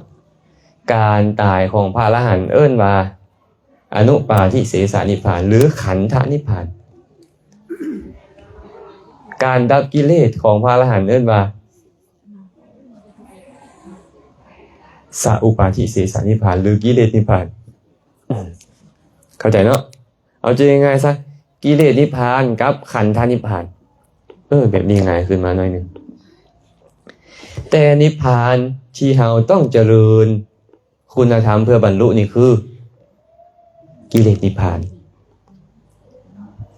แต่หลังจากกิเลสนิพพานแล้วก็เป็นปัจจัยให้ขันธนิพพานเกิดขึ้นขันธนิพพานในบ่ได้เฮ็ดหน้าที่ละกิเลสอีหยังเว้าถึงการดับของขันธ์5ซื่อๆการดับของขันธ์5ที่เกิดขึ้นในชาตินั้นของพระอรหันต์เอิ้นว่าขันธนิพพานเนาะขันธ์สั้นจะเป็นพระก็ตามเป็นคฤหัสถ์ก็ตามเป็นอรหันต์แล้วตายเอิ้นว่านิพพานอันปุถุชนคนคือพวกเขาธรรมดาดิตายเอิ้นว่าหยังเอิ้นว่าตายนั่นแหละเอิ้นว่ามรณภาพซะมันเหมาะแล้วพวกเฮานี่นะใส่คำสูงส่งเนี่ยมาลูกศิษย์ลูกหาอยากยกย่องครูบาอาจารย์ว่าเพิ่นปฏิบัติดีปฏิบัติชอบให้เพิ่นบรรลุพระนิพพานซะอวยกันภาษาบ้านเฮาอวยเหมือนกับอวยพรนี่นะอวยกันซื่อๆแต่ว่าบ่ได้เป็นหยังดอกยังบ่นิพพานดอกยังด่าหมู่อยู่อันก่อนมือตายก็ได้ อรหันต์ยังสิมาด่าคนอยู่นี่บ่ยังว่าดับโทสะแล้วบ่มีความโกรธบ่มีความบ่พอใจแล้วสิมาด่าคนอย่างพระอรหันต์มันอรหันต์แล้วด่าหมู่ผู้นี้ด่าผู้นั้นอยู่บ่แม่นแล้วแหละเนาะนั่นอาตมาเอิ้นให้ว่าอ๋อละหมุนบ่เป็นหันหมุนมีเมียออกหนึ่งอาจารย์เป็นอรหันต์แล้วแหละก็ได้เบิ่งอาจารย์นี่นะโอ้ยไม่ออกเอ้ยอาตมานี่อ๋อละหมุนหมุนไปหมุนมาอยู่นี่แหละโลภเกิดขึ้นก็หมุนไปตามโลภ โกรธเกิดขึ้นก็หมุนไปตามโกรธโลงเกิดขึ้นก็หมุนไปตามโลงขี้ข้านเกิดขึ้นก็หมุนไปตามขี้ข้านนี่แหละไม่ออกซั่นดอกแต่ตอนใดกุศลเกิดขึ้นก็หมุนไปตามกุศลอยู่ยังบ่คันหันเพราะอรหันต์แปลว่าผู้ไกลจากกิเลสจนบ่มีกิเลสแล้วเอิ้นว่าอรหันต์คือพวกเฮานี่เอิ้นว่าปุถุชนเอิ้นผิดนะคนลาวนี่นะปุตุชนเพิ่นว่าเอามาที่ไสปุตุชนปุถุชนเด้อทุปุถุแปลผู้หนาด้วยอีหยังหนาด้วยกิเลสโลภก็มืดอยู่นี่โกรธก็อยู่นี่หลงก็อยู่นี่ขี้อิจฉาก็อยู่นี่เนาะเป็นตู้เต่าอิจฉาหมู่อยู่บ่มื้อเฒ่าแล้วตาที่แต่ตาที่ว่าบ่ว่าเอ็มสิไปบ่ได้เนื้อเอ็มอ่ะอิจฉาหมู่อยู่ในหมู่เจอกันหมู่ตาดีหมู่แข้งขาดีก็ตัวเองอิจฉาก็บ่ได้หยังดอกเซาเด้อจะไปอิจฉาเขาไปได้แล้วเฮ็ดได้แล้วดีแล้วอนุโมทนานำเขานี่เอิ้นว่านิพพานที่คำถามที่เขาถามมานะว่านิพพานนี่นะควรใช้กับคฤหัสถ์หรือบรรพชิตใช้กับคฤหัสถ์ได้บ่ตอบว่าหากคฤหัสถ์นั้นเป็นอรหันต์ใช้ได้ว่านิพพานที่พระพุทธเจ้ารับรองเลยเมื่อกี้นี่เนาะพาหิยะปรินิพพานแล้วเพิ่นว่าปรินิพพานแล้วทำไมถึงนิพพานบรรพชิตเป็นอรหันต์แล้วตายก็เอิ้นว่านิพพานได้เนาะแต่นิพพานนี่เป็นเครื่องดับกิเลสนี่นะบ่แม่นการตายเป็นการดับกิเลสการดับกิเลสเนี่ยเอิ้นมานิพพานในศาสนานี่ที่พวกเราต้องค้นคว้าให้บรรลุถึงถามว่านิพพานเป็นสถานที่บ่ที่อาตมาบอกให้ฟังในส่วนเบื้องต้นว่าความเข้าใจของพุทธนิกายมหายานนิกายมหายานก็อยู่จีนอยู่ไต้หวันอยู่ญี่ปุ่นเป็นแบบนี้นะเขามักจะอธิบายเรื่องของการปล่อยวางบ่ใส่ใจอีหยังที่นะมีเมตตากรุณาดีพระเจ้าดีได้แล้วก็มักเจริญสมาธิแต่ความเข้าใจในธรรมอันเป็นเครื่องดับกิเลสของเขาบ่คือกันกับพวกเราอาจารย์เอาข้อมูลมาได้ใส่คาถาอาตมาบอกไปเมื่อกี้นี่แหละยัตถะอาโปจะปะทวีเตโชวาโยนะขาทติอาโปเป็นอย่างอาโปธาตุน้ำปะทวีธาตุดินเตโชธาตุไฟวาโยธาตุลมร่างกายของเขานี่เกิดขึ้นมาจากเนี่ยธาตุ4นี่แหละแม่นบ่ธาตุดินธาตุน้ำธาตุลมธาตุไฟแม่นบ่แล้วพวกนี้ทั้งหมดนี่ธาตุหยังเนี่ยก็ธาตุดินธาตุน้ำธาตุลมธาตุไฟมาผสมกันแม่นบ่เพิ่นเลยบอกว่าธาตุดินธาตุน้ำธาตุไฟธาตุลมบ่อย่างลงสู่บ่อนใดคือบ่อนใดก็ตามบ่มีธาตุดินบ่มีธาตุน้ำบ่มีธาตุลมบ่มีธาตุไฟสิมีสมบ่ไม่ออกหุงเมื่อบ่มีธาตุดินธาตุน้ำธาตุลมธาตุไฟณตัทธะสุกาโชตันติดาวกะบ่ส่องแสงนะอาทิตโจนัปปกาสติพระอาทิตย์กะบ่ส่องสว่างณตัทธะจันทิมาพาติพระจันทร์กะบ่ส่องแสงตะโมตัทธะนวิชติความมืดกะบ่มีเด้อเพิ่นว่าเพิ่นปฏิเสธหมดเลยบ่แม่นแต่บ่มีเดือนบ่มีดาวบ่มีพระอาทิตย์ส่องสว่างเด้ความมืดกะบ่มีหยังซะรูปร่างกายบ่มีเห็นบ่พระจันทร์พระอาทิตย์เดือนดาวอีหยังบ่มีความมืดก็บ่มีคือบ่มีสถานที่นะเดี๋ยวนี้อันพระนิพพานนี่นะเพิ่นเลยบอกว่ายะทาจะขออภัยยะทาจะอัตตนาเวทิบุคคลใดฮู้แจ้งแล้วซึ่งนิพพานนั่นในการใดมุนีโมเนนะพรามโนชื่อว่าเป็นพราหมณ์ผู้สงบเพราะฮู้แจ้งนั้นอัฏฐรูปาอรูปาจะสุขะทุกขาปมุจจติเขายอมพ้นจากรูปยอมพ้นจากอรูปยอมพ้นจากความสุขยอมพ้นจากความทุกข์เขาจะบ่มีร่างกายอีกแล้วเนี่ยเพิ่นบอกเลยและเขาจะบ่มีจิตใจคือบ่มีนามอีกแล้วรูปมันเขาจะบ่มีทางสุขเขาจะบ่มีทางทุกข์ก็คือเขาดับและดับเลยอาจารย์ดับแล้วไปอยู่ไสล่ะอาจารย์ ทอนเจ้าลงเป่าเทียนเจ้ามือเป่ามือแสงสว่างมันไปอยู่ใส่มันสิมีมันดับเนาะก็ยังบ่ดับมันสิมีอันนี้เอิ้นว่าโวหารคำว่าดับกิเลสคือดับนิพพานนิพพานคือแนวนี้ดับแล้วมันบ่สามารถเกิดขึ้นมาอีกได้เป็นอย่างมันจังดับเมื่อกี้เนี่ยเสื้อมันบ่มีเมื่อเสื้อมันบ่มีมันก็เลยดับไอ้ตัณหามันหายตัณหาคือความโลภเนี่ยโทสะคือความโกรธบ่พอใจหายโมหะคือความรุ่มหลงหาย3ตัวนี้เอิ้นแม่ของกิเลสทั้งหมดเลยหากเงาหากมูลของกิเลสทั้งหมด3ตัวนี้หายกิเลสทั้งหมดหายหมดคนที่กิเลสหายเอิ้นว่าพุทธะคนที่บรรลุก่อนหมู่แล้วสอนหมู่ให้บรรลุตามเอิ้นว่าสัมมาสัมพุทธะคนที่ฮู้ตามหลังจากได้ยินได้ฟังหมู่เว้าแล้วสั่งสอนแล้วเอิ้นว่าอนุพุทธะหรือว่าสาวกพุทธะนะเท่านั้นเองเนาะการท่านพุทธศาสนานี่บ่ได้สอนอย่างอื่นนะนี่สอนให้เจ้าเจริญศีลสมาธิปัญญาเพื่อให้บรรลุนิพพานเป็นตาใบบ่ไม่ออกวันไม่ออกวันฮะจังหวะเริ่มเลยได้บัดนี้เนาะแต่ก่อนนั้นฟังเขาว่าเป็นเมืองแก้วเมืองสวรรค์เป็นนอนอยู่นอนกินอยู่พุ่นน่ะเข้าบ่ได้หาปลาบ่ได้ซื้อเลยคือสิคักนิพพานนี่เพิ่นว่าตอนฟังมาแต่ก่อนนั่นน่ะบ้านมาฟังอาจารย์แซมว่าเอาบ่แม่นแล้วได้นี่นะมันคือความดับนี่ตัวเนี่ยอยากไปอยู่บ่นิพพานบัดนี้บ่มีตาแล้วบ่ได้เห็นลูกเลยเป็นตาไปบ่เนี่ยฮะไม่ออกหมอนบ่มีหูแล้วได้บ่ได้ยินเด็กน้อยให้แล้วได้นี่ได้สิไปอยู่บ่นิพพานนี่อยากให้ไปเดี๋ยวนี้พุ่นน่ะเดี๋ยวนี้น่ะหนาวปานนี้มันทุกข์เห็นบ่เป็นหยังจังหนาวยังมีห่างกายเนี่ยเจ็บตานี่น่ะอ่านพระไตรปิฎกหลายก็ได้เป็นหยังมันยังเจ็บมันมีตานี่น่ะมันทุกข์ย้อนตานี่น่ะ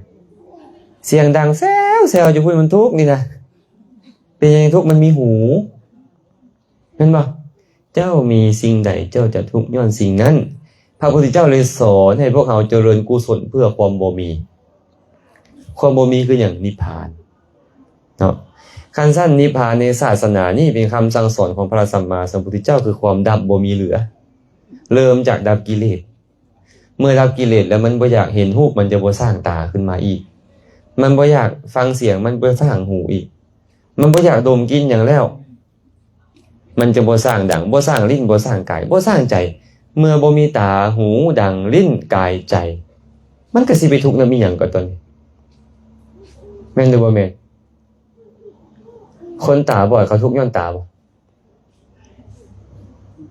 บ่ทุกข์คนตาบอดที่ได้ก็แบบตัดแว่นก็เดี๋ยวนี้มีบ่คนตาบอดไปตัดแว่นนั่นน่ะบ่มีทางคนมีตาดีนี่มันตัดแว่นกันแต่มันเริ่มบ่ดีแม่นบ่มันเลยไปตัดแว่นมันบ่ต้องทุกข์นะคนตาบอดก็ได้คนหูหนวกทุกข์ย้อนหูบ่สมมุติเราไม่ออกวันไปด่าคนหูหนวกเขาก็ยิ้มได้เฉยเลยเขาบ่ทุกข์ไอ้พวกเฮาเนี่ยทุกข์ย้อนเสียงกันบ่น่าพอใจเข้ามาหาหูเฮานี่นะเดี๋ยวนี้แสดงว่าคนมีสิ่งใดจะทุกข์ย้อนสิ่งนั้นโรคตาเกิดอยู่ไสเกิดจากตานี่ขี้ตาออกมาจากไสตานี่แหละโรคหูเกิดอยู่ไสอยู่หูนี่ขี้หูออกมาจากไสนี่ขี้ดังเด้อยู่นี่ขี้แก้วก็อยู่นี่ขี้เหือขี้ไข้ก็อยู่นี่อุจจาระปัสสาวะอยู่นี่หมดคันหมู่เอิ้นเฮาว่านางกองขี้เขาเครียดบ่ขออภัยนะว่าอาจจะเป็นคำหยาบสิไปเครียดหยังก็มีแต่กองขี้อยู่นำเฮาเนี่ยบ่ขี้ตาขี้หูขี้ดังขี้แก้วขี้ปากอยู่เนี่ยขี้เหือขี้ไข้อุจจาระปัสสาวะมันไหลออกอยู่บ่เซาแม่นเลยบ่แม่ไม่ออกกองขี้เขาว่าสิเนาะอย่าคู่กองขี้สมมุติว่าสิก็จะเครียดเด้อจะเครียดอนุโมทนานำเด้อว่าสิเคยถูกเขาด่าบ่ขอให้ตายอย่าได้ผุดอย่าได้เกิดเคยถูกเขาด่าบ่เคยถูกด่าบ่แต่ก่อนก็เครียดเนาะแต่เดี๋ยวนี้สาธุบ่อยากเกิดมาแล้วต้องมีตาหูดังลิ้นกายใจต้องทุกข์ย้อนตาหูดังลิ้นกายใจนี่บ่มีผัวแล้วทุกข์ย้อนผัวบ่ต้องกดโทรศัพท์อยู่เรื่อยมึงแซดหาไปได้ทุกข์ มีลูกกับทุกย้อนลูกให้ขึ้นมานิดนึงโอ้ยเนาะอยากฟังธรรมกับบ่ได้ฟังเนาะเนี่ยทุกเลยเนาะมีอีหยังทุกย้อนนั่นมีหรอมีรถพลาโดกับทุกย้อนพลาโดหั่นแหละมีเฮือนหลังงามๆกับทุกย้อนเฮือนหลังงามๆคันคนใส่ใจบ่เป็นทุกแน่นอนได้คันใส่ใจเป็นทุกน้อยลงได้แต่ว่าเวลามันผัดภาคนี่มันเป็นสิ่งที่เฮายอมรับบ่ค่อยได้นะอาตมาก็บ่หยอกแม่อาตมาให้คิดว่าอาตมานี่บ่มีอยู่ในโลกเด้จังสิบ่ต้องมาทุกข์กับอาตมาแต่ทางคิดฮอดอาตมาแท้ๆก็ให้เฮ็ดบุญเอาพระพุทธรูปไปให้เพิ่นองค์นึงให้เพิ่นไปไหว้มีดอกไม้ก็เอาดอกไม้ไปบูชาเด้อมีน้ำก็เอาน้ำบูชามีข้าวก็เตรียมอย่าไปเฮ็ดเท่าข้าว3คำคือเขาได้บอกเพิ่นเลยเอาข้าว3คำไปตีในพุทธรูปมาบูชาโอ้ยเด็กน้อยเล่นเฮือนน้อยอันนั้นน่ะแม่นบ่เล่นของกำป้าแม่นบ่ผู้ใหญ่เขาเฮ็ดพระพุทธเจ้าเป็นคนควรบูชาที่เอาข้าว3คำนั่นมาไปติดใส่เพิ่นน่ะว่าบูชามันก็ต้องชัดเจนอย่างดีพุ่นน่ะเนาะอาหารก็ได้แม่นบ่ต้องเฮ็ดให้มันดีๆเฮ็ดเป็นนั่นก็เลยบอกเพิ่นเฮ็ดดีๆเด้อเลยเพลแล้วก็เป็นเมียนตอนแรกมากเอาน้ำปลานะเอาดอกไม้ไปบูชาไปกราบไปไหว้ค่อยบ่มีหยังให้เจ้าได้บวชแล้วค่อยบ่มีเงินคือคนอื่นได้เงินคลิปนึงค่อยก็บ่มีให้เนี่ยก็บอกตามตรงเลยได้อาตมาก็เลยเนาะบ่ต้องมาหวังเพิ่งอีหยังอาจารย์แซมจักเด็ดขาดเลยมีแต่คิดฮอดจังได๋อนุโมทนาบุญนำเด้อขอให้ได้บุญนำก็พอเนาะให้แบบนี้ท่านพวกเฮามีหยังพวกเฮาจะทุกข์ย้อนสิ่งนั้นแหละมีลูกก็ทุกข์ย้อนลูกมีผัวก็ทุกข์ย้อนผัวมีเมียก็ทุกข์ย้อนเมียย้อนมันมีแล้วมันจึงทุกข์คันเขาด่าว่าตายจะได้พุทธจะได้เกิดสาธุโลดบัดนี้เด้อ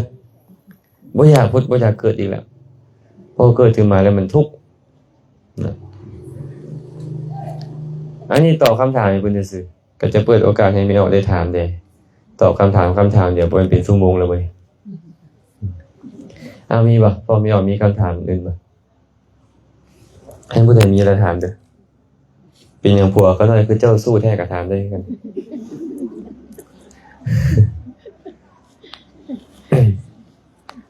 มีบ่คันมีอะไรยกมือขึ้นเพิ่นสิเอาไม้ให้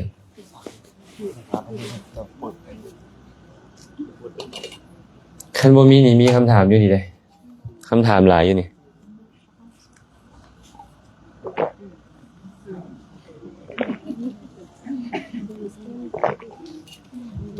คันบ่มีสิตอบคำถามนี้เพิ่นนะ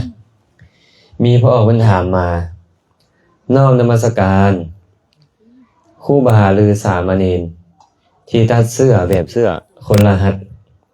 แต่เป็นสีเหลืองและบางองค์ใส่หมวกแดงขออ้างกันว่ากันร้อนกันหนาวจะชื่อหรือผิดคะน้อยพอออกถามเรื่องพระอาตมายังนึกถึงในหลวงพ่อบุญเสริมแล้วก็บ่มีความหูจะไปเล่นการเมืองเขาบ่ที่ผมผ่าเรื่องจะไปเว้าเรื่องพระเพิ่นว่าจะนี่เพิ่นถามมาเนาะคันครูบาอาจารย์เฮาก็ตามสามเณรก็ตามไปตัดเอาผ้าเหลืองอะไรไปตัดเป็นส่งเป็นเสื้อเหมือนกับเครือรหัสเลยมานุ่งบางองค์ก็ใส่หมวกพร้อมนี่นะคะน้อยผิดบ่เพิ่นว่าอันนี้เพิ่นถามแล้วตอบตามเพิ่นเด้อ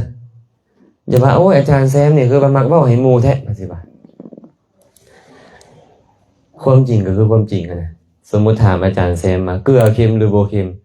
จะให้บอกว่าเกลือจางอาจารย์บ่ว่าจักเทื่อเด้อันนี้คือกันเนาะจะเอาธรรมวินัยมาตอบให้แต่ว่าผู้ใดสิเฮ็ดหรือบ่เฮ็ดก็เรื่องของผู้เกี่ยวเองแม่นบ่พระสัมมาสัมพุทธเจ้าตรัสไว้ในคัมภีร์ขันธกะในพระวินัยปิฎกพระองค์บอกว่าภิกขุองค์ใดนุ่งห่มเหมือนคฤหัสถ์นี่นะเป็นอาบัติทุกกฎองค์ใดนุ่งเสื้อสวมหมวกเป็นอาบัติทุกกฎผิดบ่ฮะผู้ใดว่าผิดเมื่อกี้นี่รับผิดชอบซอยอาตมาเด้อนี่มีผู้รับผิดชอบซอยแหละพระพุทธเจ้าบอกว่าบ่ถูกเฮาสิบอกว่าถูกได้บ่ อ้าวอาจารย์หลวงพ่อองค์นั้นยังใส่ได้อ้าวก็หลวงพ่อบ่เป็นพระพุทธเจ้าค่อยบ่ได้บวชในโยนหลวงพ่อเจาะจงหลวงพ่อค่อยบวชเจาะจงพระพุทธเจ้าแม่นบ่มันพอไม่ออกมาแม่นบ่เนี่ยอ้าวศาสนานี่บ่แม่นศาสนาหลวงพ่อเด้ศาสนาของพุทธะเด้เมื่อพระพุทธเจ้าบอกตำหนิพร้อมพระพุทธเจ้าตำหนิพร้อมใดการนุ่งห่มเหมือนคฤหัสถ์เตี้ยวผ้าก็บ่ได้พระเนี่ยซุมื้อนี้จังได๋ขึ้นต้นไม้เตี้ยวผ้ากันเลยแม่นบ่ปีนเสาพร้อมแม่นบ่ทรงหนึงดังได้พระปีนเสาเนาะเข้าคอให้อาตมาเว้าอยู่โอ้ยอย่าเว้าตอนเขาดังเขาสิด่าเอาไปเว้าเรื่องกันคนตื่นทำหน่อยเดียวนึงโอ้ยเขาด่าเอาว่าซั่นไปอิจฉาหยังเราอันคนตื่นทำมันว่าซั่นบ่แม่นอิจฉาเราดอกเว้าแต่ตอนเรายังบ่ดังพุ่นนะเขาดันไปฟังตอนเราดังแล้วเขาถามมาเฮ็ดไว้นี่ถูกบ่ก็ตอบว่าบ่ถูกก็แม่นบ่ถูกเนาะคันแนวถูกก็ว่าถูกกันแล้วไปอันนี้คือกันเนาะผิดใจองค์ใดก็อย่าเด้อเว้าตามธรรมตามวินัยเจ้าอยากนุ่งก็นุ่งต่อไปบ่ว่าหยังแต่พระพุทธเจ้าห้ามไว้จังซี่องค์ใดใส่หมวกองค์ใดใส่เสื้อ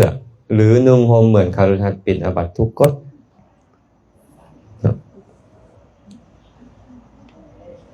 มีออกสื่อมาถวายบักหลายมื้อนั้นทั้งหมวกทั้งเสื้อเพิ่นย่านครูบาอาจารย์หนาวยางทุดงเนาะยามหนาวบ่ฮับก็ย่านเชียดฮับเพิ่นบ่มีแนวบอนไซบัดนี้รถก็ได้บ่ฮับก็ย่านเชียดเอาให้เขาได้บุญซะก่อนครูบาอาจารย์เพิ่นก็ถามเอาไปเฮ็ดหยังอาจารย์เฮ็ดหยังก็เฮ็ดเอาไปโลดแล้วจึงว่ากัน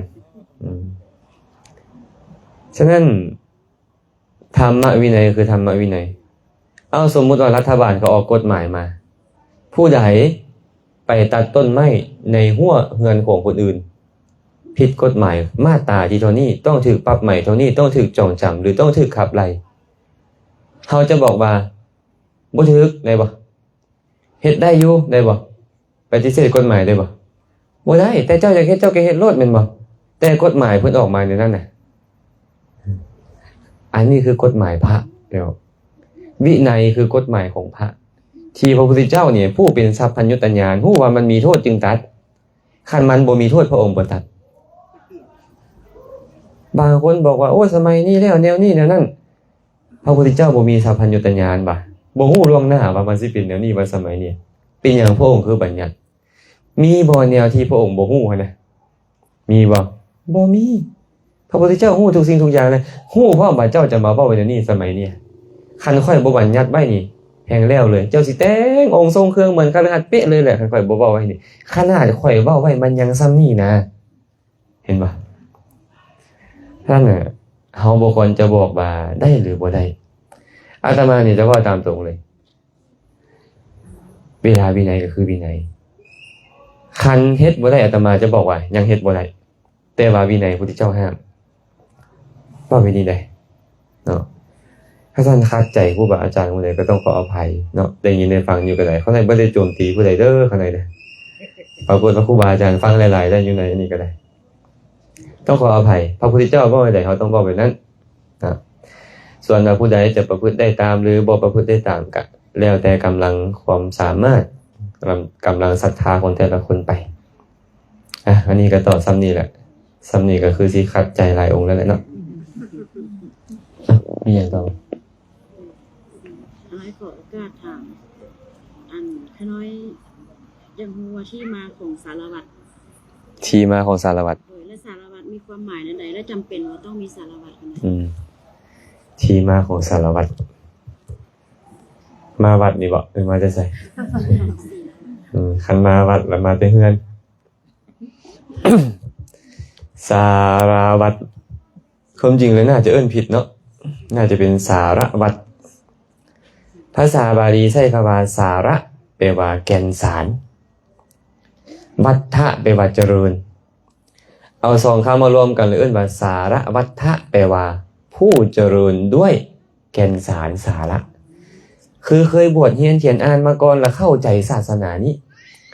ถึงแม้จะบ่ได้บวชก็ตามแต่เข้าใจว่าศาสนานี้มีสาระแบบใดและพาหมู่ดำเนินไปตามสาระนั้น เอิ้นว่าสารวัตรแต่ซุมื้อนี่โอ้ยเอิ้นว่าสาราวัดสะอาตมาบ่ตั้งนะโมยังบ่ถูกนะเดี๋ยวนี้นะโมทัสสะเพิ่นว่ามาแต่ไสอันนะโมทัสสะเนี่ยสัมมาสัมพุทธัสสะเพิ่นว่ามาแต่ไสอันสัมมาสัมพุทธัสสะเนี่ยสัมมาสัมพุทธัสสะเห็นบ่เก่งๆอะสารวัตรเก่งกว่ายาคูพุ่นน่ะมื้อนั้นอาตมาก็ไปเว้าให้สารวัตรหน่อยนึงพออันนี้นะเจ้าเว้าบ่ถูกกันคำถวายทานนี่นะต้องเว้าแบบนี้มันจังแปลได้โอ้ยคนละอาจารย์เพิ่นว่าคนละอาจารย์โอ้ยอันหมู่บอกอะดีพอตายเลยนะคันเว้าภาษาบ้านเฮาดอกเนาะคันเว้าภาษามวลล่ะมีคนบอกละดีแล้วปรับปรุงเปลี่ยนแปลงมันแปลบ่ได้มันสิแปลนั่นแหละเจ้าเว้าเพื่อให้แปลอันนี้บ่ฮู้หยังคือเขาถวายทานไปมื้อก่อนนั่นบ่เนาะก็เลยถามเขาแปลว่าหยังบ่จักว่าซั่นคือว่าเอาเว้าเอาแท้เอาว่าเพิ่นพาเว้าก็เลยเว้าเพิ่นว่าอันสารวัตรก็บ่ฮู้ก็เลยบ่ควรเอิ้นว่าสารวัตรควรเอิ้นว่าศาลาวัดไปนอนอยู่ในวัดจะบ่รู้เรื่องนะเป็นศาลาบางบ้านบางบ่อนก็เอิ้นว่าศีลวัดศีละนั่นแปลว่าศีลวัฏฏะแปลว่าเจริญก็คือผู้เจริญด้วยศีลด้วยธรรมเคยบวชเรียนเขียนอ่านมามีศีลดีมีธรรมะเป็นผู้ควรแก่การเป็นผู้นำแต่สารวัตรซุมื้อนี่โอ้ยขี้โลกหมดอยู่หั่นหมดน้ำสารวัตรอันใดเขาถวายพระมานี่แบ่งให้พระครึ่งนึงตัวเองเอาครึ่งนึงจังซี่สารวัตรซุมื้อนี่โอ้สร้างความเป็นเพศให้ตัวเองเนี่ยอันเนี้ยเอาอีหลีเด้อันนี้อาตมาบ่ได้เว้ากี่ตัวเด้บ่อยากเว้าบ้านตัวเองเว้าบ้านอื่นซะเนาะเว้าบ้านอื่นเด้ออันใดเขาถวายยาคูมาอันใดเป็นตาแท้นี่เพิ่นแบ่งไปก่อนแหละขนาดเขาใส่บาตรยาคูยังสำคัญเลยนะพ่อไม่ออกเอ้ยอันอื่นเด้พ่อไม่ออกคิดว่าที่ซ้ำใดอันเพิ่นบ่มีคนฮู้นำมันน่ะบ่ต้องเว้าฮอดแม่นบ่เครื่องวัดของว่านี่โอ้ยเพิ่นอยากเอาไปใช้เพิ่นเอาไปโลดของสงฆ์เสมอเทื่อเพิ่นมีคาถาเว้าไว้แบบนี้ได้ยาพิษที่คนกินแล้วตายยังบ่เอิ้นว่ายาพิษแต่ว่าของสงฆ์ที่บุคคลนำไปบริโภคเป็นยาพิษยิ่งกว่ายาพิษเพิ่นยาพิษกินแล้วตายแล้วบ่ไปนรกย้อนน่ะคนดีถึงกินยาพิษแล้วตายก็ไปสวรรค์ได้แต่ว่าไอ้ของสงฆ์ที่บุคคลเอาไปบริโภคนี่นะยอมเฮ็ดบุคคลนั้นยอมฆ่าบุคคลนั้นชาติแล้วชาติเราเฮ็ดบุคคลนั้นให้เขาถึงอบายทุกขติมีนิบาตนั้นของสงฆ์บ่เป็นของเล่นได้บ่เป็นได้พอไม่ออกได้ไอ้พระสงฆ์พระเจ้านี่ก็เอาของสงฆ์ไปกินก็บ่ได้คือกันได้เขาถวายสังฆสะเทมะมันบ่เป็นของพระสงฆ์ผู้เดียวเด้บ่เป็นของเจ้าอาวาสเด้บ่เป็นของยาคูเด้พวกเขาเคยไปบ่อันบุญที่เขาเฮ็ดบุญเข้าประทับดินบุญเข้าศาลาบุญสังฆทานเฮือนเคยไปบ่ไปเนาะเวลาสารวัตรนี่แหละพาเขาถวายสังฆสะเทมะจบปุ๊บต้องมีพระองค์หนึ่งมาอัปโลกเห็นปะจับบาตรของพระเถระมาเอาผ้าเข้าผ้าหนึ่งมาให้โยมไปเขียนปุ๊บโอ้นี่ก็ต้องเว้านะโมตัสสะภะคะวะโตอะระหะโตสัมมาสัมพุทธัสสะ3 รอบอิมังวินยสิกขาปะทังพุทธเทสีตังมะยังกะโรมะเพิ่นว่าพวกเฮายอมเฮ็ดตามคำสอนที่พระพุทธเจ้าบัญญัติไว้แล้วอันนี้อาตมาแปลให้ฟังอะยังปฐมภาโคเถระสะปาปุนาติส่วนที่1นี่ยอมถึงแก่พระเถระอวเสสาภาคาอัมหากังปาปุนันติส่วนที่เหลือทั้งหลายยอมถึงแก่พวกเฮาอวเสสานังภิกขุนังยะถาสุขังปริปุญชันตุส่วนที่เหลือจากพระสงฆ์องค์เจ้าบริโภคแล้วชนทั้งหลายเราอื่นปะเนี่ยจงนำไปบริโภคตามสมควรตามผาสุขเถิดอันนี้เอิ้นว่าอย่างเอิ้นว่าการแจกอาหารบานข้าวการแจกของสงฆ์ขนาดพระสงฆ์ยังต้องแจกกันแล้วจังบริโภคได้ไม่ออกเลยคันบ่มีการแจกนี่โอ้เจ้าเอาไปก็เจ้าเป็นหนี้สงฆ์เป็นพระก็เป็นหนี้สงฆ์ตายก็ไปเป็นเพศได้บ่แม่นเป็นยาคูดีเด้บ่แม่นเขาถวายมาเอาไปให้แม่ตัวเองเอาไปให้พ่อตัวเองสิคันเขาบ่ถวายส่วนตัวเจ้าเอาไปบ่ได้เด้เนาะอาตมานี่โอ้ยคือเสียดายอยู่เลยพลาดไปตอนบ่ฮู้หยังอยู่กับญาทานใหม่ ศาลาบรรทาเนี่ย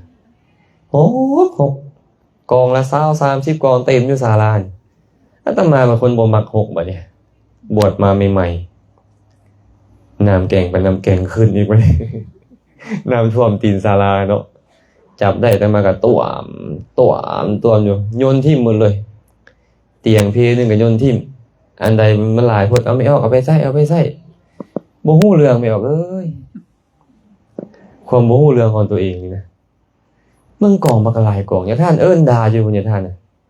เอิ้นให้นะให้ก็ยามันหกเพิ่นบ่กล้าให้เฮาหลาย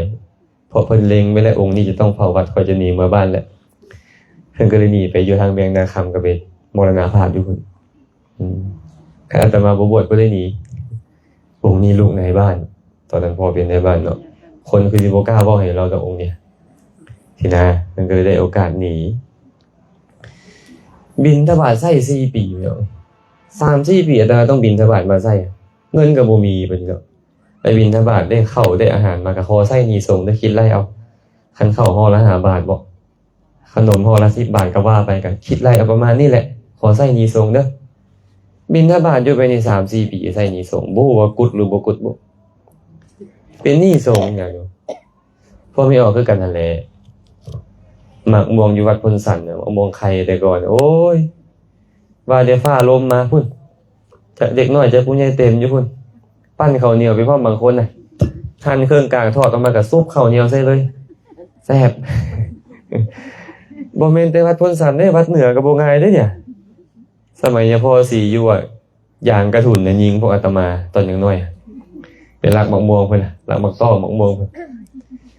นี่ก็เป็นหนี้สงฆ์ที่เป็นเพศอีกหลายชาติอยู่อาตมานี่ก็ได้แต่ว่าก็พยายามใส่แล้วนะพยายามบิณฑบาตใส่เด้ออันนี้ก็ฝากไว้นั่นนี่แหละเนาะสันสารวัตรก็ต้องได้ระวังเรื่องสารวัตรอีกเด้อแปลว่าไงไม่ออกเกตสารวัตรเนี่ยผู้เจริญด้วยแกนสารสาระธรรมะคำสอนฮู้ว่าอันนี้เป็นบุญเป็นบาปอันนี้เป็นคุณเป็นโทษและบ่พาเขาเฮ็ดในสิ่งที่เป็นโทษพาเขาเฮ็ดในสิ่งที่เป็นคุณคือหลายอันสารวัตรบ้านเฮาเอามาลดพอเป็นพิธีเนาะบ่มีสาระติกันแบบเนี้ยมันต้องเฮ็ดหยังต้องพิธีพิถันแม่นบ่แต่ว่าบ่มีได้บ่บัดนี้สารวัตรเนี่ยก็ต้องถามว่าสารวัตรนี่ให้ทานแทนเฮาบ่หรือว่าเฮาต้องให้ทานเองเฮานี่แหละให้ทานเองนะสารวัตรนี่รักษาศีลแทนเฮาหรือว่ารักษาศีลเองเฮานี่แหละสารวัตรฟังธรรมแทนเฮาบ่หรือเฮาฟังธรรมเองเฮานี่แหละแต่ว่าคันมีสารวัตรบางคนที่ยังเว้าบ่เป็นเฮ็ดบ่ถูกก็อาจจะบ่เก้อบ่เขินเฮ็ดตามได้ซื่อๆบางคนนี่โอ้ยคันบ่มีสารวัตรแล้วเฮ็ดบุญเฮ็ดทานบ่ได้คิดผิดแล้วบุญบ่ได้อยู่ที่สารวัตรเห็นบ่การสั้นพวกไม่ออกถวายทานอันมานำทางก็บ่ได้บุญแล้วที่บ่มีสารวัตรพาเฮ็ดเลยนั่นนี่แหละให้เข้าใจไปนี่เด้อมีดีบ่มีก็ดีบ่มีเด้บ่มีก็บ่เป็นหยังบางคนนี่ให้กันไปเชิญสารวัตรมาบ่ได้นะเห็นบ่กูบอกแล้วไปที่มื้อก่อนมึงก็บ่ไปเพิ่นว่าอันแม่ให้ลูกน่ะได้บุญบ่อันให้เนี่ยโอ้ยมันสิเป็นบุญบ่ได้ใส่ก็คันซั่นเฮาต้องมีปัญญาได้ศึกษาศาสนาให้เข้าใจศาสนานี่คือคำสอนได้คันเฮาบ่ฟังคำสอนนี่แล้วเฮาจะเอาหยังมาเข้าใจศาสนาเฮาบอกเฮาถือศาสนาถือศาสนาถือศาสนาคือถือคำสอนเด้บ่แม่นถือครูบาอาจารย์เด้ถือคำสอนพระพุทธเจ้าสอนไปได้อะไรแบบนั้นแหละครูบาอาจารย์เฮ็ดตามคำสอนก็ครูบาอาจารย์ปฏิบัติถูกปฏิบัติชอบครูบาอาจารย์บ่ปฏิบัติตามคำสอนก็ปฏิบัติบ่ถูกปฏิบัติบ่ชอบแม่นบ่มันต้องเป็นแบบนี้เลยเนาะอย่าเครียดเด้ออันพูดเป็นสารวัตรก็ได้เว้าตามความเป็นจริงเด้มีคำถามอื่นบ่ถามเป็นอย่างอื่นเด้อถามเรื่องสารวัตรอะไรว่าจะกินข้าวอะไรมื้อใหม่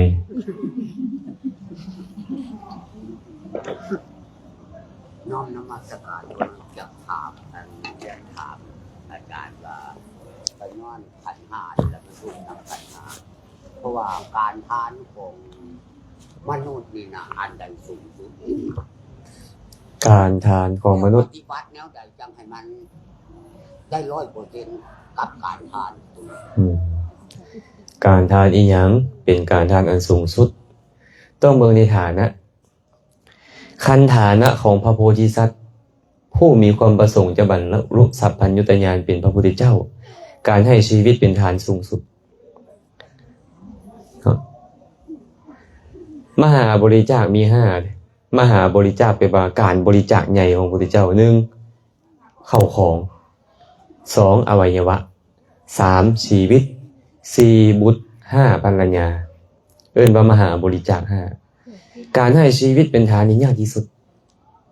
เนาะเพราะว่ายิ่งอย่างอื่นมันเป็นของภายนอกนะแต่ว่าฐานะของคนธรรมดาทั่วไปบัดนี้พระพุทธเจ้าว่าไว้เลยมีเทวดาไปถามพระพุทธเจ้าบุคคลควรให้หยังบุคคลให้หยังอีกนะบ่ควรให้ตนไปเป็นทาสคนอื่น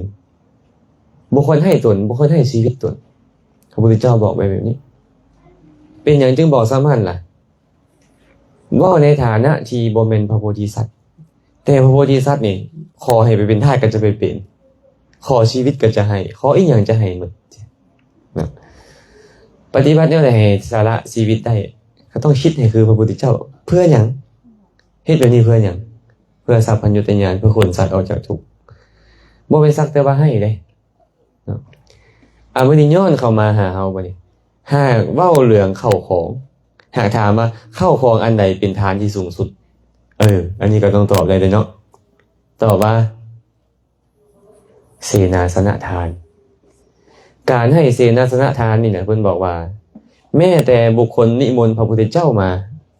พระอรหันต์อีกเป็นพันองค์มาสั่นอาหารมาบริโภค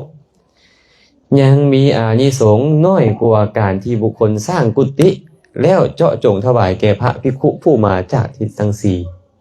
แก่พระสงฆ์ผู้มาจากทิศทั้งสี่คือพวกเขานี่สิเอาพระพุทธเจ้ามาได้ใส่สิเอาพระอรหันต์มาได้ใส่เป็นบ่แต่เฮาให้ทานอันประเสริฐได้คือให้เสนาสนะทานอันนี้ว่าเรื่องของอามิตรเนาะว่าเรื่องของสิ่งของแต่ประเสริฐกว่าสิ่งของก็คือให้ธรรมะเป็นทานนั่นแหละให้ธรรมะเป็นทานประเสริฐที่สุดปฏิบัติได้จังให้ธรรมะเป็นทานได้เจ้าก็ต้องไปศึกษาธรรมะให้เข้าใจทองแท้ในธรรมะแล้วก็เอาธรรมะมาบอกกล่าวเขาได้โยมกะเทศได้ว่าอาจารย์บ่ได้ห้ามผู้ใดกะเทศได้แต่เขาสิฟังเจ้าบ่อีกเรื่องนึงเลยเนาะแต่ไม่ออกไปนั่งเทศกับครูบาอาจารย์เทศมันก็จะแตกต่างกันหน่อยนึงแต่ว่าไม่ออกบางคนก็มี power ได้โยมคนหนึ่งอันนี้ขอเล่าให้ฟังอยู่ประเทศเขมรกัมพูเชียเราซื้อว่าบุตรสบงถือศีล10องค์เนี่ยบ่รับเงินศีล10นี่บ่รับเงินได้ให้จั่วกับรับเงินบ่ได้เราบ่รับเงินแต่อาตมาไปเบิ่งกุฏิเราใหญ่กว่ากุฏิเจ้าอาวาสเขาสร้างให้เราอยู่วัดเวลาไปเทศน์ใส่นี่เขาปูพรมแดงให้เลยคนกัมพูเชียเนี่ยเขาเริ่มใส่ศรัทธาอะไรไม่ออกเทศน์นั่นแหละคันพระไปเทศน์นี่บ่ปานใดคันเราไปเทศน์บนใดนี่คนเต็มเลยเราไปเทศน์นั่นน่ะปรากฏว่าครูบาอาจารย์ที่รักษาศีลรักษาธรรมอยู่ในประเทศกัมพูเชียได้อาศัยเราเป็นกำลังหลักนี่เขาฮู้ศีลฮู้ธรรมนะโยมเทศสอนมี power กว่าครูบาอาจารย์บางอย่างครูบาอาจารย์นี่อาจจะเว้าบ่ได้แต่เขาสามารถเว้าได้สินะเขาเลยซอยครูบาอาจารย์ได้ดีกว่าแต่เขาต้องเข้าใจครูบาอาจารย์ว่าศีลของเพิ่นเป็นไปได้ข้อห้ามของเพิ่นเป็นไปได้เข้าใจไว้นั่นปัจจุบันนี้เรายังมีชีวิตอยู่เนาะพระที่มาเรียนธรรมะพร้อมกับอาตมาเปิดแต่เราหันฟังเปิดเสียงเทศน์พระออกนี่ฟังตลอดเลยเราเทศดีเราเรียนอภิธรรมแล้วเราเข้าใจธรรมชาติเข้าใจธรรมะเทศสอนโอ้เฮ็ดงานศาสนาได้ดีกว่าพระไม่ออกเลยได้ดีกว่าพระซ้ำฉะนั้นโยมเทศก็ได้ครูบาอาจารย์เทศก็ได้สัพพะทานังธรรมะทานังชินาติการให้ธรรมะเป็นทานชนะการให้ทั้งปวงสุดยอดของการให้ก็คือให้ธรรมะทานให้ชีวิตกระส่งเคราะห์เข้าในธรรมแต่ว่าการให้ชีวิตยังบ่ทอการเทศสอนเพราะให้ชีวิตนี่ มันก็เฮ็ดอีหยังบ่ได้บางเทื่อเอาหัวใจค่อยไปแล้วให้ค่อยตายซะให้เจ้ามีชีวิตอยู่ต่อการใจสัมพันธ์แหละก็ยังต้องเข้าถึงนรกอยู่คันไปคิดบ่ดีว่าบ่ดีเฮ็ดบ่ดีแม่นบ่แต่ให้ธรรมะแล้วเขาเข้าใจได้ธรรมะนำไปประพฤติได้อย่างน้อยเขาก็มีสุขติเป็นที่ไปในเบื้องหน้าแม่นบ่หรืออุปนิสัยที่เขามีหลายคนหันก็บรรลุมรรคผลนิพพานได้ฉะนั้นการให้ธรรมทานจึงชนะการให้ทั้งปวงประเสริฐที่สุดเลย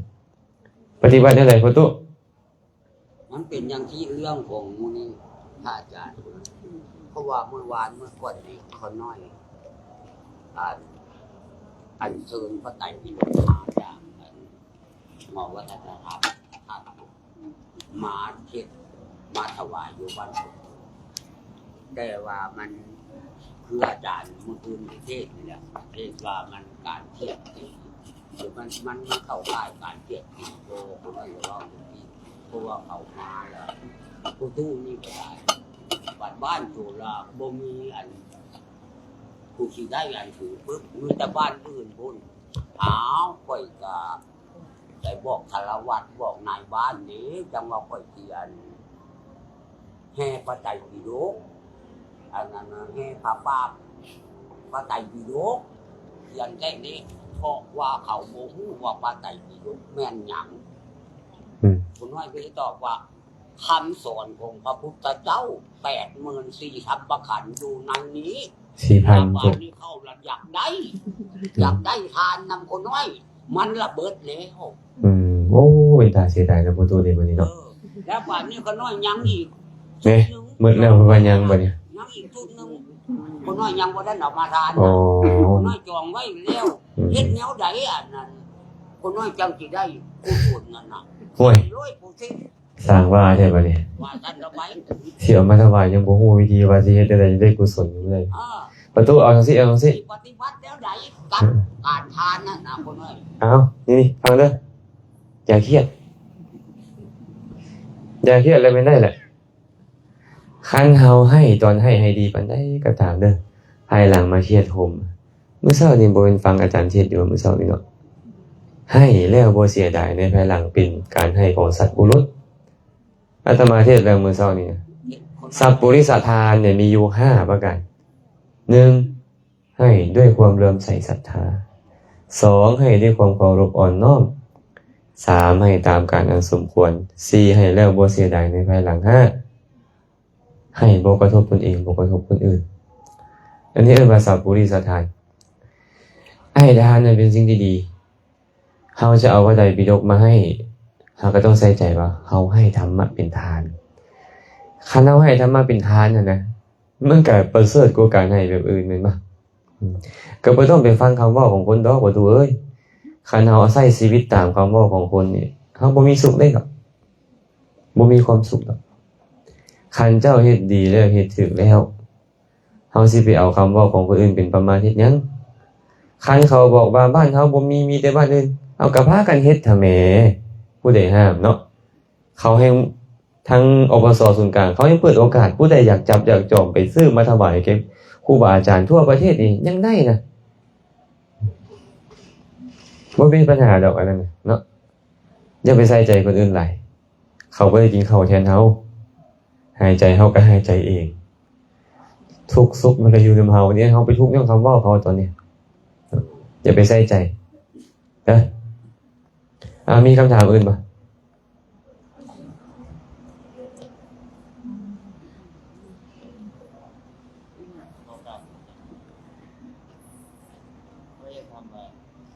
สภาวะของสิ่งเพราะว่าการพิจารณาการว่าเป็นก็เป็นที่สภาวะของสิ่งเนาะแต่ในเมื่อมีโลภะโทสะโมหะเกิดขึ้นสภาวะที่ว่าเราตั้งจิตนายังไม่มีว่าได้เทศมาหลายมือเติบแล้วเรื่องเกี่ยวกับศีลนี่มาถามพ่อไม่ออกว่าศีลเป็นบุญหรือเป็นบาปเป็นบุญป่ะฮะศีลเป็นบาปมาจะไปเฝ้าจักเทื่อเด้อศีลเป็นบุญเป็นป่ะเอ้าโกรธนี่เป็นบุญหรือเป็นบาปตอนโกรธมีศีลป่ะ ผมไม่ออกเว้าได้จนให้คนตื่นทำท่วงเลยยังบ่ว่าอาตมาได้นี่บอกผมไม่ออกคำพองอะไรได้เนี่ยก็ต้องว่าไปนี่แหละตอนเจ้าตั้งเจตนาหั่นนะตอนนั้นชื่อว่ามีศีลเนาะเมื่อนับตั้งแต่เจ้าตั้งเจตนาจนฮอดเจ้าสิไปฆ่าอีกเทื่อนึงพุ่นน่ะระหว่างนี้ไปเอิ้นว่าเจ้ามีศีลแต่บ่ได้หมายความว่าสภาพของศีลมันจะอยู่ตลอดบ่แม่นจังซั่นครับศีลที่เฮาหมายถึงนี่จะมี2อย่างตัวนี้1ข้อศีล2สภาวะศีลข้อศีลนี่คือข้อยยังบ่ได้ล่วงละเมิดข้อยโกรธหมู่ก็จริงแต่ข้อยบ่คันฆ่าไผ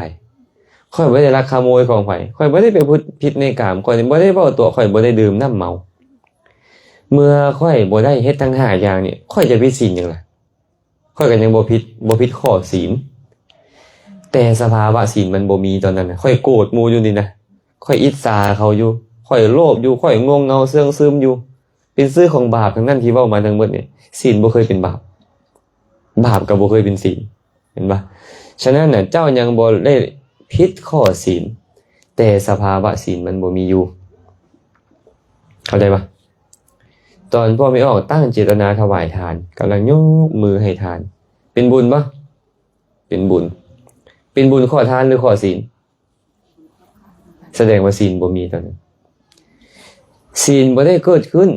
แต่เขายังชื่อว่าผู้มีศีลเพราะเขาบ่คันได้ไปฆ่าไผเป็นต้นซื่อสภาวะศีลอย่างหนึ่งข้อศีลอย่างหนึ่งได้ท่านผู้ใดบ่ได้ศึกษาให้ละเอียดนี่ก็เข้าใจยากอยู่ตัวนี้ต้องเรียนอภิธรรมมันสิใจแยกออกว่าอันใดเป็นศีลอันใดเป็นทานอันใดเป็นภาวนาตอนไม่ออกนั่งเบิ่งลมหายใจพอออกนั่งเบิ่งลมหายใจเอาสติมากำหนดฮู้เข้าออกเป็นบุญป่ะเป็นบุญเป็นทานป่ะบ่แม่นทานเป็นศีลบ่แม่นศีลเอิ้นว่าหยังภาวนาแม่นบ่ภาวนามันเป็นภาวนากุศลมันบ่เป็นศีลกุศลมันบ่เป็นทานกุศลมันคนละอันกันเนาะถ้าซั่นเจตนาในการสละพุ่นนะมันเป็นทานนะเจตนาในการงดเว้นพุ่นน่ะมันเป็นศีลนะความงดเว้นได้พุ่นน่ะมันเป็นศีลแต่ตอนนี้ข่อยบ่มีเจตนางดเว้นเลยข่อยบ่มีเจตนาในการให้เลยค่อยเอาสติค่อยมาจดจ่ออยู่ลมหายใจเข้าออกพี่ค่อยเลยชื่อว่าเป็นผู้เจริญกุศลภาวนาแต่บอกว่าค่อยผิดศีลแล้วบอกค่อยบ่เป็นคนมีศีลแล้วบอกก็ยังบ่แม่นแต่สภาพศีลมันบ่เกิดขึ้นต้องจำแนกสภาพกับข้องดเว้นให้ขาดจากกัน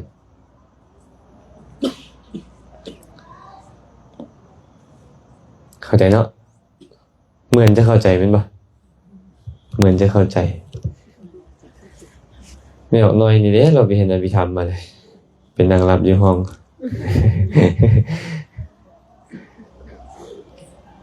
เข้าใจป่ะนี่มันยังอยู่ว่าไอ้ตัวเจตนาน่ะบ่มีอีหยังที่ยั่งยืนถาวรมันเกิดระดับของมันตลอดเวลาเลยเมื่อกี้จิตคิดจะยิ้มมันน่ะมันก็อยู่พุ่นแหละเศร้าเลยดิหน้าบูดทั่วเลยได้ตอนนี้เห็นบ่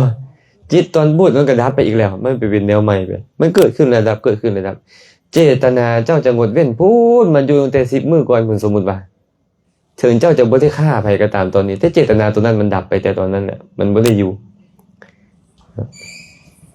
ต้องเข้าใจไว้ดีเด้แต่เจ้ายังชื่อว่าผู้มีศีลเพราะว่าเจ้ายังบ่คันล่วงละเมิดตามเจตนาที่เจ้าตั้งไว้อาตมาเลยว่าคันบ่ขาดคันบ่เข้าใจอภิธรรมนี่นะมันจะเข้าใจธรรมะได้อย่างท่องแท้นี่มันน่าจะยากอยู่ได้น่าจะยากอยู่มีคำถามอื่นปะไม่เป็นไรเนี่ยเอาว่ามันดังเลยนั่งสมาธิแล้วบ่พัฒนาจ้ะแล้วเกิดคิดนี่หลอกลวงตัวเองเขาหลอกตัวเขาเองคือว่าตอนที่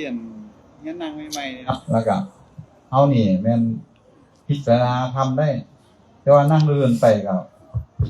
เฮาก็คิดว่าเฮานี่พิจารณาทำแต่ว่าที่จริงแล้วเฮาบ่ได้พิจารณาทำแบบแต่นั่งรับแทนจังซี่นะนั่งรับแทนแล้วบัดนี้เฮาแบบไปคิดว่าโอ้เฮานี่เก่งขึ้นได้เลยนั่งได้หลายนาทีนั่งได้หลายชั่วโมงแต่ว่าที่จริงแล้วหั่นในระยะเวลาที่หลายๆหั่นก็บ่มีสาระมีแต่นั่งฟังไปซื่อ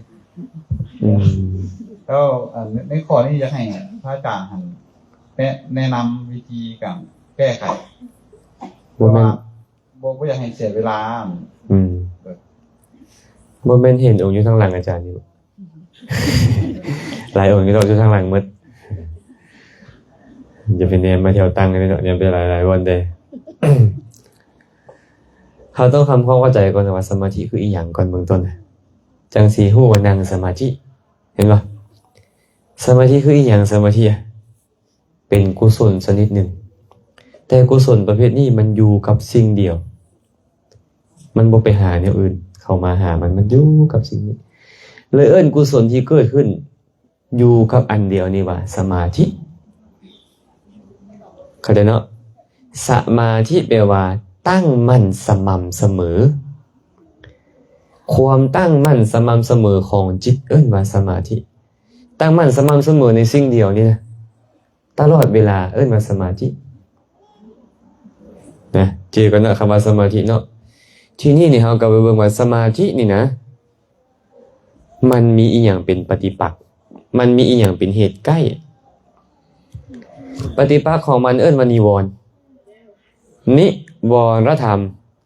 นิวรธรรมแปลว่าธรรมเครื่องขวางกั้นมีอย่างใด1กามฉันทะความอยากได้นี่อยากได้นั่นอยากเห็นนี่อยากฟังนั่นอยากเป็นแบบนี้แบบนั้นนี่เอิ้นว่ากามฉันทะ2พยาบาทบ่พอใจตัวเองนะบ่พอใจอย่างอื่นนะบ่พอใจผู้นี้บ่พอใจเรื่องนั้นนี่เอิ้นว่าพยาบาท3ทีนมิทะความหดหู่ท้อถอยเกียจคร้านเป็นเหตุให้รับเพิ่นนี่นะ4อุทธัจจะกุกุจจะฟุ้งซ่านรำคาญใจ5วิจิกิจฉาความลังเลสงสัย5อย่างนี้เกิดขึ้นตอนใดสมาธิหายตอนนั้นคันยังมีนี่5อย่างนี้อยู่สมาธิเกิดขึ้นบ่ได้นี่เรียกว่าธรรมที่เป็นปฏิปักษ์ต่อสมาธิคันเจ้านางสมาธิจะอยากได้นี่อยากได้นั่นนั่งเป็นชั่วโมงหรือ30ชั่วโมงก็แล้วแต่ก็บ่เอิ้นว่านั่งสมาธิเข้าใจเนาะนั่งสมาธิอยู่เป็นนึกถึงผู้นี้นึกถึงผู้นั้นแหละโกรธเครื่องบ่พอใจนั่งโกรธเขาเป็นมื้อก็บ่เอิ้นว่านั่งสมาธิบางคนนั่งหลับเคยมีพระองค์หนึ่งอยู่พม่าเพิ่งก็ไปนั่งสมาธิโอ้ใจมันสงบมื้อนึงมันละดิ่งลงไปเลยเพิ่นสำคัญว่าตัวเองได้ฌานเพิ่นก็เฮ้แบบนี้มามันสบายนะนั่งแล้วมันสบายนะบาดไปปฏิบัตินะครูบาอาจารย์ที่เพิ่นชำนาญในการปฏิบัติมาโอ้ยบ่แม่นเจ้ารับสภาวะนี่เอิ้นว่าลงภวังค์เจ้ารับจะมาปรับปรุงเปลี่ยนแปลงมั้ยมันคนละเรื่องเลยสมาธิกับตอนเพิ่นได้นะอันนั้นเพิ่นได้การรับบ่แม่นได้สมาธิมันบ่ได้เกิดประโยชน์เลยฉะนั้นเนาะทีนมิทะนี่เป็นเหตุให้รับคือเฮาหดหู่ท้อถอยใจเฮาไปเบิ่งอาหารมันบ่เนี่ยอาหารของสมาธิคือหยังสุขคันนั่งสมาธิบ่มีสุขบ่มีทางจะเป็นสมาธิอาหารของมันต้องมีสุขได้สุขมีอย่างเป็นอาหารความสงบกายความสงบกายเกิดขึ้นความสงบกายมาจากหยังมาจากความปลื้มปิติใจความปลื้มปิติใจมาจากหยังมาจากปราโมทย์ความเสื่อมแซมซื่นของใจน้อยนึงปราโมทย์ความปราโมทย์มาจากไสมาจากบ่วิปฏิสารบ่เดือดเนื้อบ่ร้อนใจความบ่เดือดเนื้อบ่ร้อนใจมันมาจากความเป็นผู้มีศีลดีฉะนั้นสำหรับพระสงฆ์ของเจ้าแล้วเนี่ยศีลต้องมาก่อนเลยจึงค่อยนั่งสมาธิได้ สิ้นดีเมื่อสิ้นดีแล้วมันบ่วิปฏิสารเมื่อบ่วิปฏิสารแล้วมันเกิดปราโมทย์ความแซมชื่นใจเมื่อแซมชื่นใจแล้วความอิ่มเอิบใจคือปีติมันก็เกิดขึ้นเมื่อมีปีติแล้วกายมันจะสงบเมื่อกายสงบแล้วความสุขมันจะเกิดขึ้นสุขเกิดขึ้นสมาธิจึงเกิดขึ้นได้คันนั่งสมาธิล่ะบ่มีทางนั่ง3 มื้อก็บ่มีหยังกันนะหน้าผากนี่คิ้วจนจุกันจังซี่นั่งสมาธิบางคนน่ะนะนั่งแล้วปึ๊บหมู่ตีละครั้งเลิกมันสบายใจตอนหมู่เลิกบ่ได้หยังอันนั้นน่ะนั่งทรมานคันซั่นฮู้ว่าโอ้มันบ่แม่นแล้วก็ต้องเอามันมาหาอารมณ์เดิมสมาธิคือการจดจ่ออยู่กับอารมณ์นี้เจ้าไปคิดสิ่งนั้นแล้วก็บ่แม่นแล้วเจ้าบ่ตื่นก็แสดงว่าเจ้าบ่แม่นแล้วเจ้าฟุ้งซ่านมีอารมณ์หลายบ่ถึกแล้วสมาธิของเจ้าต้องกลับมาหาตัวเก่าเจ้าเบิ่งหยังอยู่ตอนเนี้ยเจ้าเจริญสมาธิบ่ได้หมดอานาปานสติบ่เจ้าก็ต้องเบิ่งลมหมดพุทธานุสติบ่เจ้าก็ต้องนึกถึงคุณของพระพุทธเจ้าอยู่เสมอหมดเมตตาเจ้าก็ต้องเบิ่งใจเจ้ามีสุขแท้บ่ที่แผ่ให้หมู่นะบางเทื่อเว้าอยู่นึกในใจอยู่ขอให้มีความสุขเด้อขอให้มีความสุขเด้อแล้วลึกในใจซื่อๆแต่ใจมันบ่สุขแท้ให้ทิ่มซะตอนนั้นน่ะมาเบิ่งใจตัวเองให้ปรับใจตัวเองให้มีสุขแท้ก่อนสมาธิจึงจะเกิดขึ้นได้พระพุทธเจ้าเลยบอกว่าบุคคลต้องสลาดในการข่มจิตในคราวที่ควรข่มควรยกสลาดในการยกจิตในคราวที่ควรยกสลาดในการปล่อยจิตในคราวที่ควรปล่อยสลาดในการถือเอานิมิตของสมาธิสลาดในการพิจารณาสมาธินั้นพร้อมหากยังมีความสลาดเหล่านี้สมาธิเจ้าจึงจะเจริญยังบ่มีมันจะเกิดขึ้นมีแล้วมันจะเจริญยิ่งขึ้นไป3ตัวแรกเนี่ย1สลาดในการข่มจิตในคราวที่ควรข่มตอนใดโทสะมันเกิดขึ้นตอนใดฟุ้งซ่านรำคาญจะต้องข่มมันอาศัยสมาธิอาศัยปีติมาข่มมันตอนใดตัณหามันมีกำลังอยากมีกำลังเอาอย่างมาข่มล่ะก็ต้องใช้สมาธินี่แหละมาข่มใช้อสุภะเป็นต้นมาข่มมันแม่นบ่ตอนใดที่เจ้าจิตใจโหดหู่บางท่านนั่งก็นั่งไปซื่อๆเจ้าต้องยกจิตตัวนี้ตอนนี้มันสิ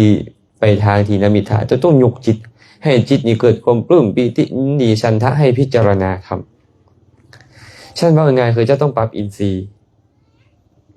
ย์ให้สม่ำเสมอเนาะสมาธิหลายก็บ่ได้เลยรับรสสมาธิหลายก่อนวิริยะหลายเกินไปฟุ้งซ่านสมาธิกับวิริยะต้องให้พอๆกันศรัทธาหลายเกินไปงมงายลุ่มหลงปัญญาหลายเกินไปฟุ้งซ่านบ่เชื่ออีหยังง่ายปัญญากับศรัทธาต้องมาเสมอเหมือนกันให้ไปใกล้กันส่วนสติต้องมีตลอดสติต้องมีตลอดเวลา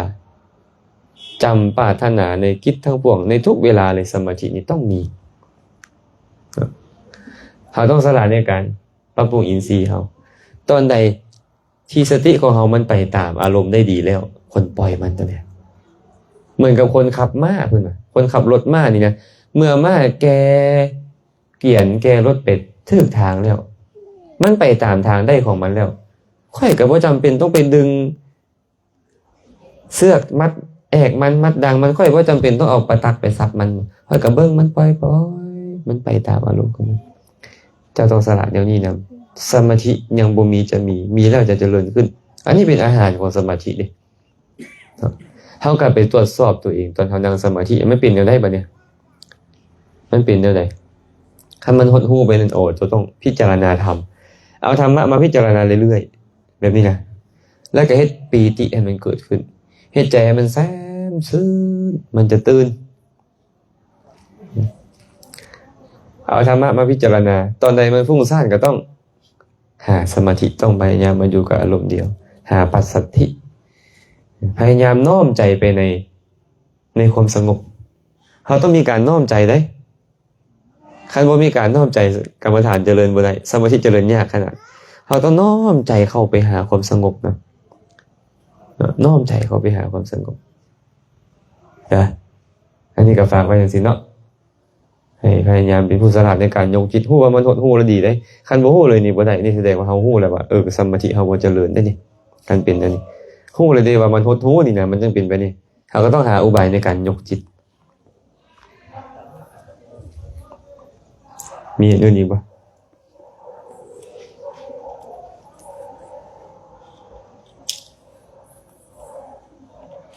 ปานใดสิได้นอนสิบ่เบิ่งโมงก่อนโอ้10 โมงแล้วน่าจะพอสมควรแล้วแหละเนาะอยากเมื่อกับบ่กล้าเมื่ออาจารย์เอ้ย ก็ควรจะพอสมควรแล้วขอจบการสนทนาปราศัยธรรมะลงเพียงเท่านี้ก่อนขออนุโมทนาบุญนำครูบาอาจารย์พระสงฆ์สามเณรทุกองค์ทุกองค์ตลอดถึงญาติโยมทุกคนทุกท่านบุญใดกุศลใดที่ท่านทั้งหลายได้เฮ็ดแล้วข้าน้อยหรือว่าอาตมาภาพก็ขออนุโมทนาบุญนำบุญใดที่อาตมาภาพตั้งใจเฮ็ดดีแล้วตั้งแต่อดีตจนถึงปัจจุบันก็ขอให้ทานทั้งหลายจงมีส่วนร่วมขอให้สรรพสัตว์ทั้งหลายมีเทวดาเป็นต้นจงมีส่วนร่วมในบุญนี้ขอให้สรรพสัตว์ทั้งหลายจงเป็นผู้มีความสุขโดยทั่วกันท้ายที่สุดแล้วก็ขอให้กุศลนี้จงเป็นปัจจัยอำนวยอวยไสให้ทานทั้งหลายจงเป็นผู้มีสติมีปัญญาได้รู้แจ้งแทงตลอดในพระสัทธรรมคำสั่งสอนของพระสัมมาสัมพุทธเจ้าได้บรรลุถึงมรรคผลนิพพานในอนาคตการอันใกล้นี้โดยทั่วกันทุกท่านทุกคนเทอญ